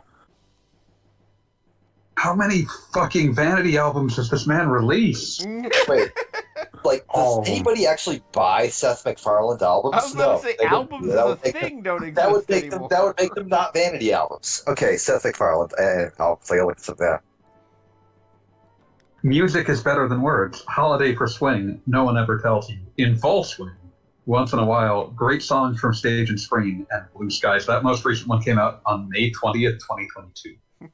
Good What's God. up? I want a party platter. It seems to have sold, like, potentially negative copies, so... No, Copies are being new. like, I will say this. And this could be taken as something positive about Seth MacFarlane. It's not, but it could be. And that is, it's kind of nuts to see a grown-ass man so dedicatedly theater kidding that he is releasing show tunes albums. You gotta keep That Releasing a show tunes industry alive. album... Releasing a show tunes album that he made sure to record at Abbey Road Studios. Oh. Wow. Ugh. That is I'm not like, even- of the fixations the Family Guy could have. That's weirdly not a surprising one, given like how the intro to the show is literally just a big stage musical production. It's not surprising. It's that's just sort of like what his brain is at its very deepest, darkest level. What the fuck is this thing that I'm looking at? I'm going to say Guest this about appearances. Seth, Okay. I'll say this about Seth MacFarlane's album. At least he puts them out there and doesn't expect people to buy them. Yeah. Yeah, They're He's just pure doing it vanity for- objects. They're Yeah, advertised yeah. during the Super Bowl. Oh, God. It's just, I just... he does, and then it's like, whatever, I'm just doing it because I wanted to do it. yeah, no, he's doing it because he wanted to do it, and frankly, I can't hate that. Like he made a lot of things, but I can't hate that one directly. I'm going to destroy Beats World for a moment. List of non-single ahead. guest appearances with other performing artists, showing years released and album name. Self-Medication, 2023. Other artists, Logic, Static Selecta, Redman. Yeah. That actually does not surprise me because Redman will do literally anything for $20. You know what? Dude is If I could get always someone on to his pay me hustle. to do anything for $20, I'd probably do just about anything for $20. Look, I'm just saying, Redman did an entire verse on the fucking Fairly Odd Parent. That is Yeah. the man who has absolutely no problem being on whatever stupid. How things many he's doing. episodes did Method and Red run? Not enough, but also too Not many. enough. We were robbed dearly when that stopped. God, I love Redman. There are Like, 9 no, episodes of Method. Redman being like on Seth MacFarlane's Vanity Project does not actually destroy my brain because Redman was also in the Offspring video for Original Prankster. He's just anywhere you say, "Hey, I would like Redman on this," he'll just sort of like manifest to be like, "Yeah, sure. What are we doing?" So there were 9 aired episodes of Method and Red. I'm not sure if the unaired ones ever found their way out. Is that more or less than Homeboys in Outer Space? Largely equivalent. Okay. I'm reading a description of Redman as, quote, Method Man's close friend. And I'm just sitting here thinking, my first thought is, what is it even like to be close friends with Redman? I would assume it's like just having like Okay, like Amble Vigor, have you seen Redman's MTV Cribs? No, I have not. Okay, it is incredible because like everybody else on Cribs was like renting mansions or like putting 4 or 5 or like going to like the dealership and renting 4 or 5 Bugattis just for the shoot, right? Uh-huh. Redman though very categorically does not give a fuck. So they showed up at his actual house, which like was just this shitty duplex in Jersey or something like that. And like he immediately just sort of like pops out because they arrived early, and so he woke up and was like, "Oh, all right, we're doing this shit, okay." And they're like, "No, that's great. You're barely awake. We shall turn this into MTV Cribs." So he just sort of shuffles outside. He's like, "Hey, glad you could make it. So here's my door. Here's my doorbell." And his doorbell is literally just 2 wires you have to touch together. And then I'm he, like, seeing a takes them into still of his- him standing in front of his fridge holding a Gorton's Fisherman package. Oh yeah, yeah. Sure, why Like, not? like he shows off his fucking shoebox full of 20s because you never know when you're gonna need a few 20s. I mean, that's actually just good planning. Yeah, that's just That's good planning, right? there. And Hey, like, he fucking irons on his carpet. He irons on the floor. yeah, Because why the fuck would Redman own an ironing board? yeah, Iron Man doesn't know an ironing board. Why is his half of his bookcase porn on VHS? That's so good. You can still watch it. One of his Oh, man. friends was literally just asleep on the floor in his house, and like they just woke him up to make him sign the release, and he was like, "Oh, MTV's Cribs, yeah, sure, whatever." Just rolled back up. He's got fucking. Oh my god, I love Redman. So I'm just gonna bring up Great. this since Homeboys from Outer Space was brought up. I need to bring up this contemporary description in a review. The series was panned by critics. Frederick L. McKissick Jr. of The Progressive, in an article on Black Focus Television in the 1990s, described the show as Star Trek meets Amos and Andy. Oh, Wow. that hurts. Oh, man. Okay, It's so like one on for the man to sliding see it scale for of racist as fuck, or not that racist but still pretty racist, where does Homeboys in Outer Space fall? Oh, it's very racist. Okay, like to make the bad comparison, where does my Nora team fall? I've never watched Minority Team because I saw the ad for it and was like, I don't need this in my life. It is very, very much aware of what it is. That said, I don't think anyone should watch it today at all. I do not feel like it should be returned to under any circumstances. Much like Black Snake Moan, which is about Samuel L. man. Jackson chaining a lady to his radiator. Just a lady, Yeah. Christina Ricci. Christina Ricci. Oh, God. That was God, accurate, yes. Ricci. In the That wasn't chat, a lady, that was Christina Ricci. Oh, there it is. Gordon's Fisherman grilled fillets. Redman, it's fucking. What were you saying, Gene? it's in the chat. Yeah, Prince Harkin saying we'll make our own Star Trek with blackjack and hookers about Seth Yeah. MacFarlane's Which Marvel. is definitely the Orville. Pooch brings up that Seth MacFarlane almost was involved in 9/11. Yeah, that one's become such a common bit of trivia I didn't bring it up. But Yeah. yeah. I'm sorry, You I've missed never the actually flight, heard that one. 'cause I, he was I hung- love what He Prince missed the flight Horton because has he to was hungover. I love what Prince Horton has to say about Homeboys from Outer Space. Pooch, I'm not Pooch, sorry. Genie, if you will. I remember what TV Guide said about Homeboys in Outer Space. Quote, every episode, the guys land on a planet where people mistake them for gods. The viewers will not make that mistake. Oh. Fantastic. Wow. I'm now remembering just like real wasteland sitcoms of the late 90s and early aughts. And my brain is remembering Baby Bob and the Mullets. Fucking anything starring George Lopez, sadly. Unrelated, the Lopez George wasn't Lopez bad. show. Possibly related. But, I yeah. remember one of my college classes was the teacher was weirdly fixated on having us show sitcoms and Oh, like God. episodes of sitcoms as like a segue into teaching us about literature. Okay, sure, whatever. That's actually not the worst idea. We will watch an episode of Who's the Boss, and you will now compare it to the Shakespearean sonnet. Somehow she managed to pick, and this was like a thing for her, and like honestly, total queen, like absolute god tier move. She Oh, picked no. 4 sitcoms, all of which got canceled after 1 episode. You're getting Those- into some deep shit at that point. Those were the ones that we watched in her classroom. I don't remember any of the names, but I remember her saying, yes, and this one got canceled after 1 episode. And this one here, I want you to write about these themes and stuff, but it was indeed canceled after 1 episode. She had a gift awesome. for that shit. I was blown away. It was amazing. I always want to find a copy of the single aired episode of Osborne's Reloaded. Oh God. Is that a direct? Is that like supposed to be a Matrix reference, or It was 2009, so it would have been a little late for that, but Which would that be never appropriate. stopped? That never stopped TV writers. It was hosted by Yeah. the Osbournes and premiered right after American Idol. yep.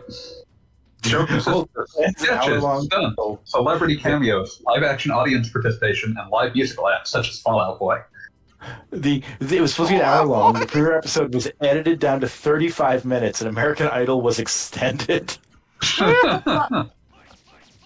Other bits included the Osbournes working quote-unquote real jobs, Ozzy and Kelly working drive-through fast food, for example, a recurring Littlest Osbournes segment, British children swearing like Ozzy and Sharon, and the Osbournes meeting other families from across the country that shared their name. I'm just picturing Ozzy working the other side of the drive-through and somebody trying to figure out what he was saying through the drive-through speaker.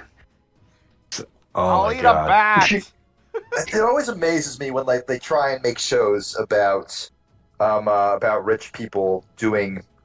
I'm going to just say normal jobs because like the idea is, oh, how funny this rich idiot does not know how to function working a drive-through window or anything like that, right? But then like you think about it for like more than 2 seconds, they have an entire fucking camera crew and a guy holding a boom mic over that person, right? Yeah. There's no way anyone in that building is acting anywhere close to normal. And you walk in and you can clearly see that you are being waited upon by Ozzy Osbourne. Yeah, like you just sort of like sit there going, "Is this a bit? Like, am I being punked right now?" This is a bit. You This are is being- and it is in fact a bit. You are not here to eat. You are here to create content. Can I just Well, did you say hear that what happened Ozzy when, Osbourne was waiting on me at a McDonald's? I'm not certain I would recognize him. Honestly, me too. Like, my brain is not in identifying Ozzy Osbourne mode when I'm getting a Big Mac. Yeah, like You look at the Big Mac and your brain I is do like, not, "Sure, it's Ozzy Osbourne that I'm looking not at." to be rude, but I'm not thinking too much about the face of the person working the counter at a fast food. no, joint. exactly. That's normal. Like when I go and want a Big Mac, all I want is a Big Mac. I just What want were you somebody trying to- who will not say language when I say, "Can I get a fucking What were you trying to say earlier, Genie? When you hear about what happened when was it Ben Affleck was working at Dunkin' Donuts for a bit? No. Like it was like about a month ago.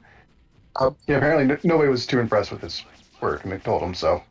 I mean, I believe it. Like, I do not trust Ben Affleck to know how to like work the register fast enough to get me my donut. Exactly. I'm I bad. am now Plus, thinking. this was in Boston, so you know. Oh yeah, no. Those people would be like, "What the fuck are you doing, wasting my time, Ben Affleck? Get the fuck out!" When I was in Boston, like I lived like my first the first thing I would do on my way on my way to my train stop was hit the Dunkin' that was literally in front of the stairs down to the subway. And like I would be in there at like 5:03 in the morning. And I just remember seeing shit. Like I'm just waiting on my frozen coffee or whatever. And not my frozen coffee, but iced coffee or whatever. And I'm like, I'm so not woken up yet that nothing can shake me. And I'm sitting there, time passed. I'm like, wait a minute. There was a homeless dude in line ahead of me giving shit to the lady behind the counter. Like, I mean, homeless dude should have Dunkin', but it's not a sight you see every day. And it took like 45 minutes to register. I would 100% believe homeless dudes should have Dunkin'. In fact, we should be giving homeless dudes Dunkin'. But you also shouldn't be a dick to the people behind the counter. Shouldn't Yeah, be addicted to the people waiting on you. I'm also, because of the Osbourne connection, I am now thinking of the PS2 game that was originally going to star 3 different versions of Ozzy Osbourne. That's amazing. Was it like It was, Rampage? Wow. it was a game. It was a game about riding dragons. Well, okay. I mean, like, okay, like if I'm you said PS2 game, right? Not PS3 Yeah. game. Okay, PS2. PS2 era. Ronnie James Dio was still alive, so why the fuck Yeah. did you go for Osborne instead of Dio? Dio Yeah, would the- love to be in a game about riding dragons. He would be all over that shit. Yeah, this was called Ozzy's Black Skies. It was ultimately released without Ozzy Osbourne in it, and just called Savage Skies. At the earlier stage in its development, Savage Skies had been set to release as Ozzy's Black Skies, complete with an endorsement from Black Sabbath frontman Ozzy Osbourne. In the original concept, each of the game's 3 playable factions would have been led by a different Ozzy character. The game would have also featured licensed music from him, like Crazy Train and Paranoid, as well as a track recorded specifically for the game Black Skies. However, in late 2001, the tie-in was dropped for reasons including its high financial cost and misconceptions about the game that made it difficult to secure a publisher. Can we ask what were the 3 variations on Ozzy?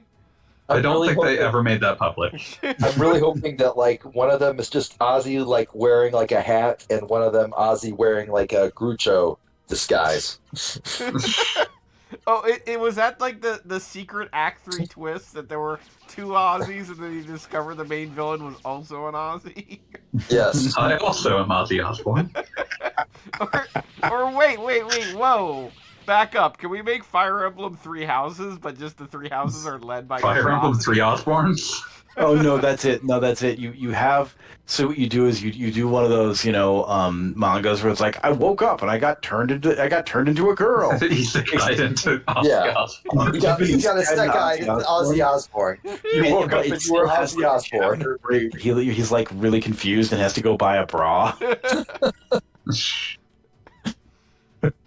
Okay, I'm back to looking at lists of TV shows canceled after 1 episode, and always desperately sad that I can't find the one existing episode of Dot Comedy. That sounds an like attempt the most 1994 idea that got like put on hold until 1997 I've ever heard. It was a 2000 attempt to make a TV show. 2000. God, that is so much later. What the fuck? It was directly after someone had seen like a hamster dance or whatever. It was like, oh, we can sell this. We shall turn this into profit. Remember the hamster dance movie? No. God. Oh my you. God. South of Sunset, starring Glenn Fry. Glenn Fry, where do I know that name? Glenn Fry, lead singer of the Eagles. Aries Spears and Maria Patillo. It too was canceled after 1 episode, but the remaining four episodes that were produced but never aired were later shown on VH1. Thank God. Oh, fanboy, give me Gala's Ultra move or whatever. Miracle Art. Yeah, let me check this. More like Miracle Fart. No. Nailed it. God. Go to your room. No. Okay, so Glenn You're not Fry my real dad. You can't tell me what to do. You'll respect me and your mother. Let's see. Okay. Gala's Miracle Art is right, down, up, down, left. Let's do this thing. This had Glenn Fry as a private detective. As you do. As you do. As you do.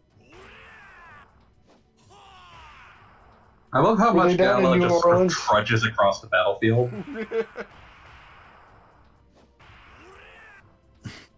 He's also like too big for his own animations. He keeps going through the It's monsters. incredible. Yeah. Half of these just look like he's flexing or like doing the Dan Super It Talk. kind of is.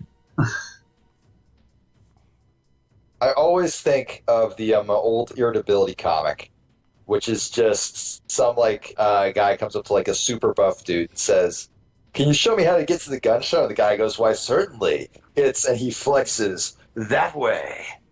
And the guy asks, "I'm sorry, I don't understand." He's like, "Well, hold on, let me take off my shirt." Okay, I had to look up what the Hamster Dance movie was actually called. I What? G-Force, I'm assuming. No. The direct-to-video animated film How the Hamsters Saved Winter was produced by Abatis International LLC and animated by Unreal Productions, located I'm in just New Jersey. going to drop this image in fucking Yell General with zero context or explanation. Wait, The DVD was first released for sale on the And Hamster I'm Dance also website. going to put it in Sex 2 screenshots. Wait a The minute. How DVD the was released Hamster for Saved sale. Winter? Yes, How the Hamster Saved Winter. Like they DVD couldn't was get first... like a real holiday. No, they saved the concept of winter. DVD was first released for Wait. sale on the Hamster Dance website in 2009 and was purchasable as late as 2012. Phil Porfido, the owner of the franchise, confirmed in an article that 2,000 copies of the film were sold. All That right. That is not a lot. But think I don't know what to give about him credit for. They can all be currently found at some lady's garage sale. Imagine God. being the person who was looking at hamsterdance.com in 2009. Amazing. now I'm just sitting here thinking like when you get that shitty children's programming in the dark days of having to buy something off of fucking hamsterdance.com to get that DVD VHS. Like, it's not like now. If you make a bad choice, it's just like, no, we're done here. We're not watching this. We're watching any of the other million distractions that are on the internet all the time. But no, back in those days, you're like, no, we're watching this motherfucker. Like, you have That's the way chosen. it was. This is how it worked. But mommy and daddy are not getting paid extra just because you picked a shitty show. Now enjoy Dino Riders. You're just gonna have to live with this. It's more dignified than if you were buying VHS tapes from McDonald's. Okay, there was this tweet going around a while ago where it was like, the children of the current generation will never understand watching the same movie 500 times because that was the VHS your parents had, and it was the one you were obsessed with as a kid. And I'm like, that's not true. Motherfucker, they still do that. absolutely- That's just how kids are. Yeah, that's just how kids are. The same That's screaming why thing my over niece and and my over. nephew watched this fucking abominable Netflix original movie about like Australian poisonous animals some 15 times in 4 days. That's just the way kids are. I do not even know the name, but I am super aware of like fucking boomslanger. What's like the insanely poisonous Australian snake? One of those. Boomslang. A lot of those. Boomslang, yeah, and the koala trying to be friends. 2 fucking hours of that shit. God, so good. I need to find the South of somewhere. There's like a production hoodie for South of Sunset, and like the person who owns that hoodie is the happiest man alive. That reminds me of the production hoodie for the Scorpion King in Nope. Yeah. Ooh, Heil, Honey, I'm Home. Canceled after a single episode. Cannot Oh, no, imagine thanks, why. Britton. I mean, like I feel That like one. when was this? Like there was a 1990. window for that to be a thing, and it was from 1995 to 2005, and not a second afterwards. And honestly, probably much narrower than that. But like I think that's like the longest you could actually get away with it. I feel like that's the kind of show that, like, in an episode of South Park, they show that, like, Cartman's been watching it the whole time, but it obviously is not a real thing. Yeah. It was a show that was an extremely like 50s sitcom, but it starred Hitler and Eva Braun, and they had beef with their Jewish neighbors. Of course. That is some producers You want level to shit hear right my there. hot take on South Park?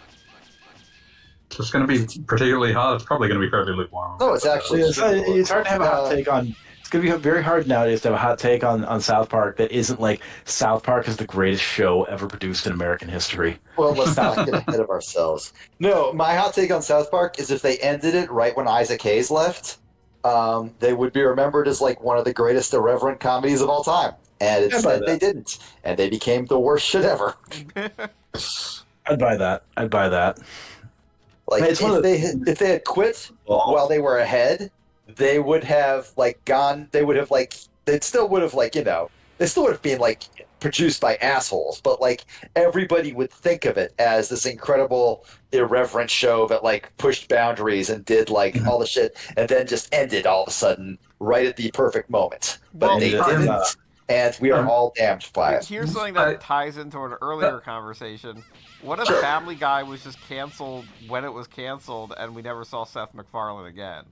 That would have been amazing because that means like everybody would like have the happy memories of watching like the first season and a half or what the fuck ever on Adult Swim, and then it would just eventually just go off of Adult Swim and it would fade into memory, and It would people would be like, "Oh occupy yeah, the Family same. Guy, that was pretty good." It would be Yeah, exactly. It would oblongs. occupy the same. Yeah, Same the Outlaws. Yes, that's exactly what it'd be. Well, the Outlaws is actually good. Or the critic. Like the critic is Oh yeah. Yeah, it would be one of those. of primetime animation. I mean, it was a really fucking good show. Everybody likes the critic. I personally never really. Can I enjoyed please that. interrupt with the most grim of these only aired one episodes? Oh yes, Please. go ahead. Somehow worse than It is comically grim in this one. Oh dear. The Herman Cain Show, June 2020. Are you fucking? A conservative talk show hosted by businessman, media personality, and presidential candidate Herman Cain on CBS TV. One episode was produced before Cain fell ill with COVID-19. He died on July 30th, 2020. Wow. Oh my god, this is that is taken out amazing. theaters in Tulsa, Oklahoma, of all places. Like, you're gonna die going to Oklahoma. Can't even play Minecraft in Oklahoma. Fucking Herman Cain. Herman Cain will forever be the guy whose like most notable action was actually after his death, I was about to say which was after. his Twitter account posting about how COVID wasn't a big deal after he died of COVID. You're dead, sir. Yeah, and, like everybody was just responding, "Bro, it killed you. What the fuck?" And that was when the Twitter account suddenly changed to Herman Cain Team, The Cain gang. the Cain Gang. Gang. Cain Gang, rise up! Real Cain posting hours. Who up? Isn't it? Not Cain. Not Kane. Not Kane. You know what I love about today? Today is the day that Elon Musk picked a fight with the Man of the Year, with Iceland's Man of the Year. Oh my That was god. wild. That was Accused him amazing. of faking his muscular dystrophy, and then you can see the exact moment like Elon's lawyers get a hold of him. He's like, I am so sad that I had a fight with this wonderful, definitely disabled individual who's still on It's our payroll." exactly the experience you used to see anytime that Trump's phone got taken away from him. And Yeah. never mind that he Yep. talked to his lawyers. Did you see his stock price dip? The Tesla yeah. dropped like a stone. That's never affected his decision making. Is the problem. Oh yeah, no, he's far too stupid to be affected by shit. Okay, the example of Elon Musk's brain for me will forever be this interview he did right after he got investigated by the SEC, and like his the board on Tesla said, please stop tweeting stupid shit that fucks up our stock price, you fucking idiot. He did this interview with this lady. I don't know who it was. I don't know like what show this was on or like what podcast, what the fuck ever, but I always remember what happened. She says to him, so has this changed how you approach like social media, tweeting? And he just goes, no, because free speech. And like I'm just sitting there and like she was literally just asking, hey, do you like show your tweets to somebody before you hit send? And he was like, no, because, free speech. And he considered that like a detriment to himself. He thought that like he was like being hurt by free speech here. There was like actual pain in his voice. He did not understand that thinking twice was an option. Wow, you fucked Kuma up there. Take To that, come back to Vegeta. that muskrat bullshit today, I liked the first tweet he said of his lawyers saying, hey, knock this off, apologize. His apology says, it's better to talk to people than communicate via tweet. And he's talking to people. Fuck It also you. raises questions. I just love that he said it's better to talk to people than tweet. It's just so perfect. Just He can't stop. Inimitable. He's too powerful. $44 billion for that. It's amazing just how well he managed to shoot himself in the head at every opportunity. Oh yeah. Ongoing. I'll pretend like it's done.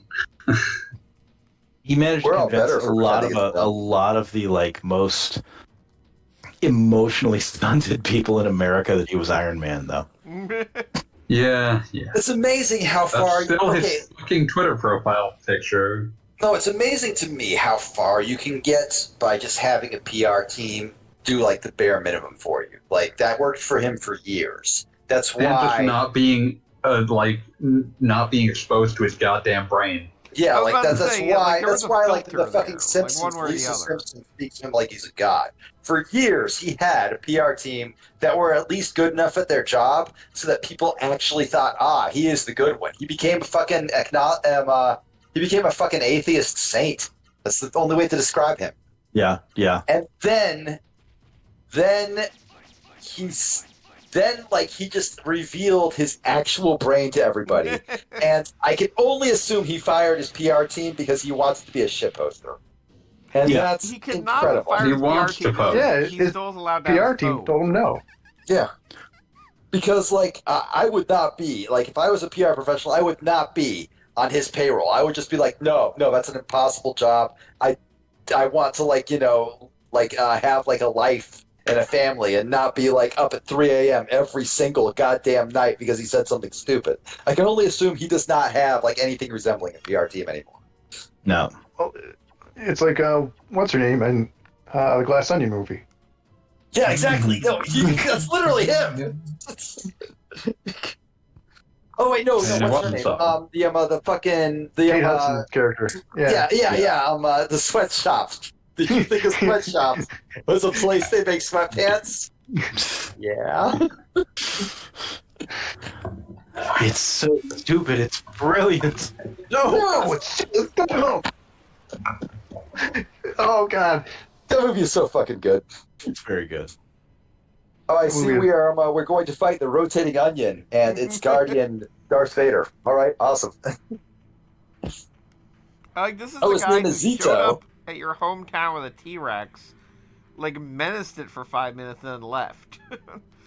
And then he beat up an old wolf. I like how she describes it as the one who bothered me at Naruto. And I guess he can turn into a snake? Why wouldn't he? Oh no, a scorpion, my bad. I mean, Exacto. Darth Without Vader putting an does adjective. turn into a scorpion. That's what Darth Vader does. How I remember that game. How quickly we forget Star Wars on the SNES. No, regular NES. Oh wait, regular NES. My bad. I really hope, like in one of those fucking terrible Star Wars show, they just like reveal that. Oh yeah, no, Vader can totally turn into a scorpion. Why the fuck not? He's always had that power. Yeah, I mean it's not very useful. He doesn't do it often, but he can do it. Alright, give me Noah's Ultra, whatever the hell. Ultra combo. Oh, AV, did I tell you I tried to watch Obi-Wan on the fucking. I heard great things. I heard it was I wasn't blown incredible. away. I was not blown Okay. away. It's So acceptable, I suppose. I'm just gonna read this out so the Gogglebot can hear it. Left, up, right, down. Up, left, up, down, right. Up, left, down. No, left. Okay, just start from the Yeah. beginning of what you understand. Left, up, right, down. Up, left, up, down, right. Wait, no, okay, you gotta do it from the beginning again. Left, up, right, down. Uh-huh. Up, left, up, down, right. Alright. You apparently can't no. just cancel one command. That's You have to incredible. blow out all of them. Yeah, that's incredible design. No, Miracle. it was cool, like being reminded that Ewan McGregor and Hayden Christensen are actually both very good actors. Mhm. But it suffered from the fact that it was a Star Wars show written by the minds at Disney Plus in the year of our Lord 2022. And it shares its name with a beloved Xbox launch game that no human being has ever played. That too. That too. In fact, I feel like that should be the main takeaway. I'm starting imagining Just trying to imagine what that beloved game would be called, like Star Wars. What that mouth do? Please appreciate the extreme Xbox greenness of this cover. I'm going to look at this with my eyeballs. That is one hell of a cover. I approve. Oh my god! Was this an Xbox exclusive, or like was Of there a course it GameCube was. one that was purple? Nope, Xbox exclusive. I really want there to be a purple GameCube one. Words cannot express my sorrow. No, that'd be Mace Windu. Oh damn, you're man, right. I played It Star would. Wars Mace Windu. So we got like a weird little FMV for like a piece of machinery collapsing.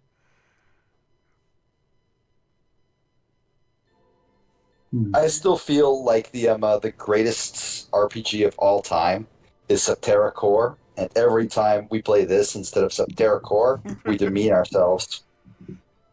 Well, I think we just think beat a the lot. first third of the game, so hooray!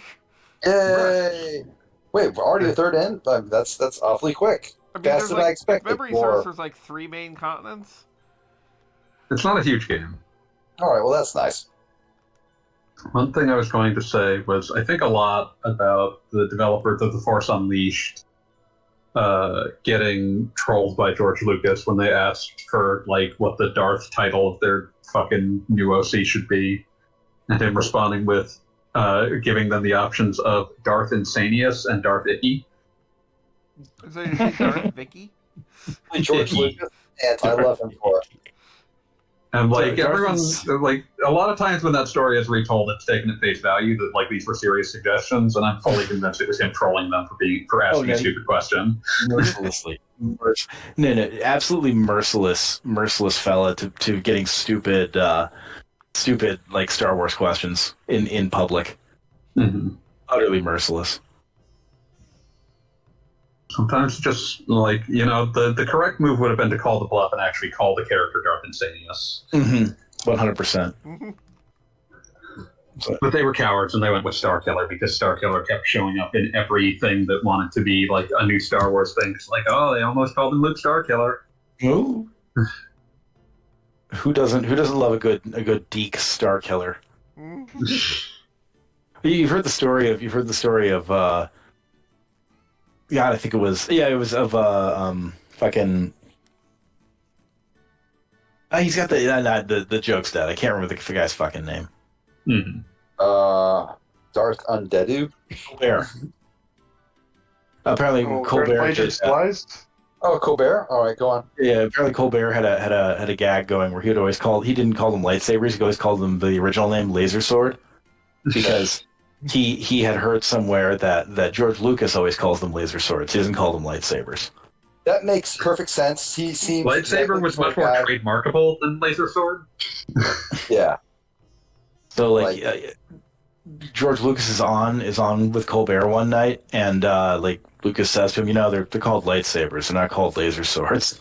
And Colbert says he was just gutted, absolutely gutted in that moment. Like he wanted nothing more in the world than to explain to George Lucas, no, I know what it's called. Imagine like being in front of George Lucas, and George is just like, "You're just kind of a bad nerd, aren't you? You're not great at this." I would be gutted if Lucas corrected me on something when I was trying to make a stupid joke. Just destroyed. I don't know, man. George Lucas is a guy who's had most of the things that give him fun, taken from him in the course of his life. Yeah, some are sold for literally billions of dollars.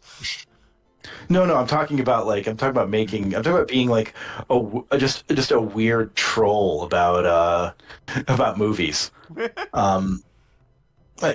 Nothing to do with Star Wars or Lucasfilm or whatever. No, he just loves being a weird troll about movies, which is why it was 100% why when they were doing the story. The story brainstorming for Indiana Jones, he should totally have been banging this 16-year-old. That somehow Like- slipped through. That made it through the They cracks. somehow did let that one go through. Yeah, They did. yeah. Nobody stopped that one.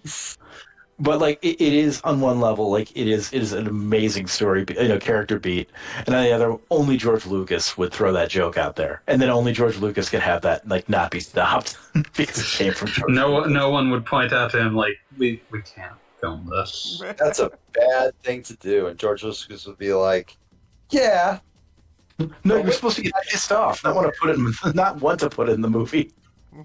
I'm very concerned that you want to do this. No, he is basically the guy from the end of that Twilight Zone episode where like there's been a nuclear war. He finally has time to read his books, but no, he breaks his glasses. Burgess It's not Meredith. fair. There was time now. Time enough at last. all I can think of is that I'm a Beanie Tuesday comic, where like J.K. Rowling is like giving like all of her stupid like Harry Potter facts, and the people are just like, "Please fucking stop." And then it switches to George Lucas just talking about weird shit in Star Wars, and they're like, "Fascinating. Tell us more." They did Well, not. because- They did not know the Star Wars nerds I knew. Yeah.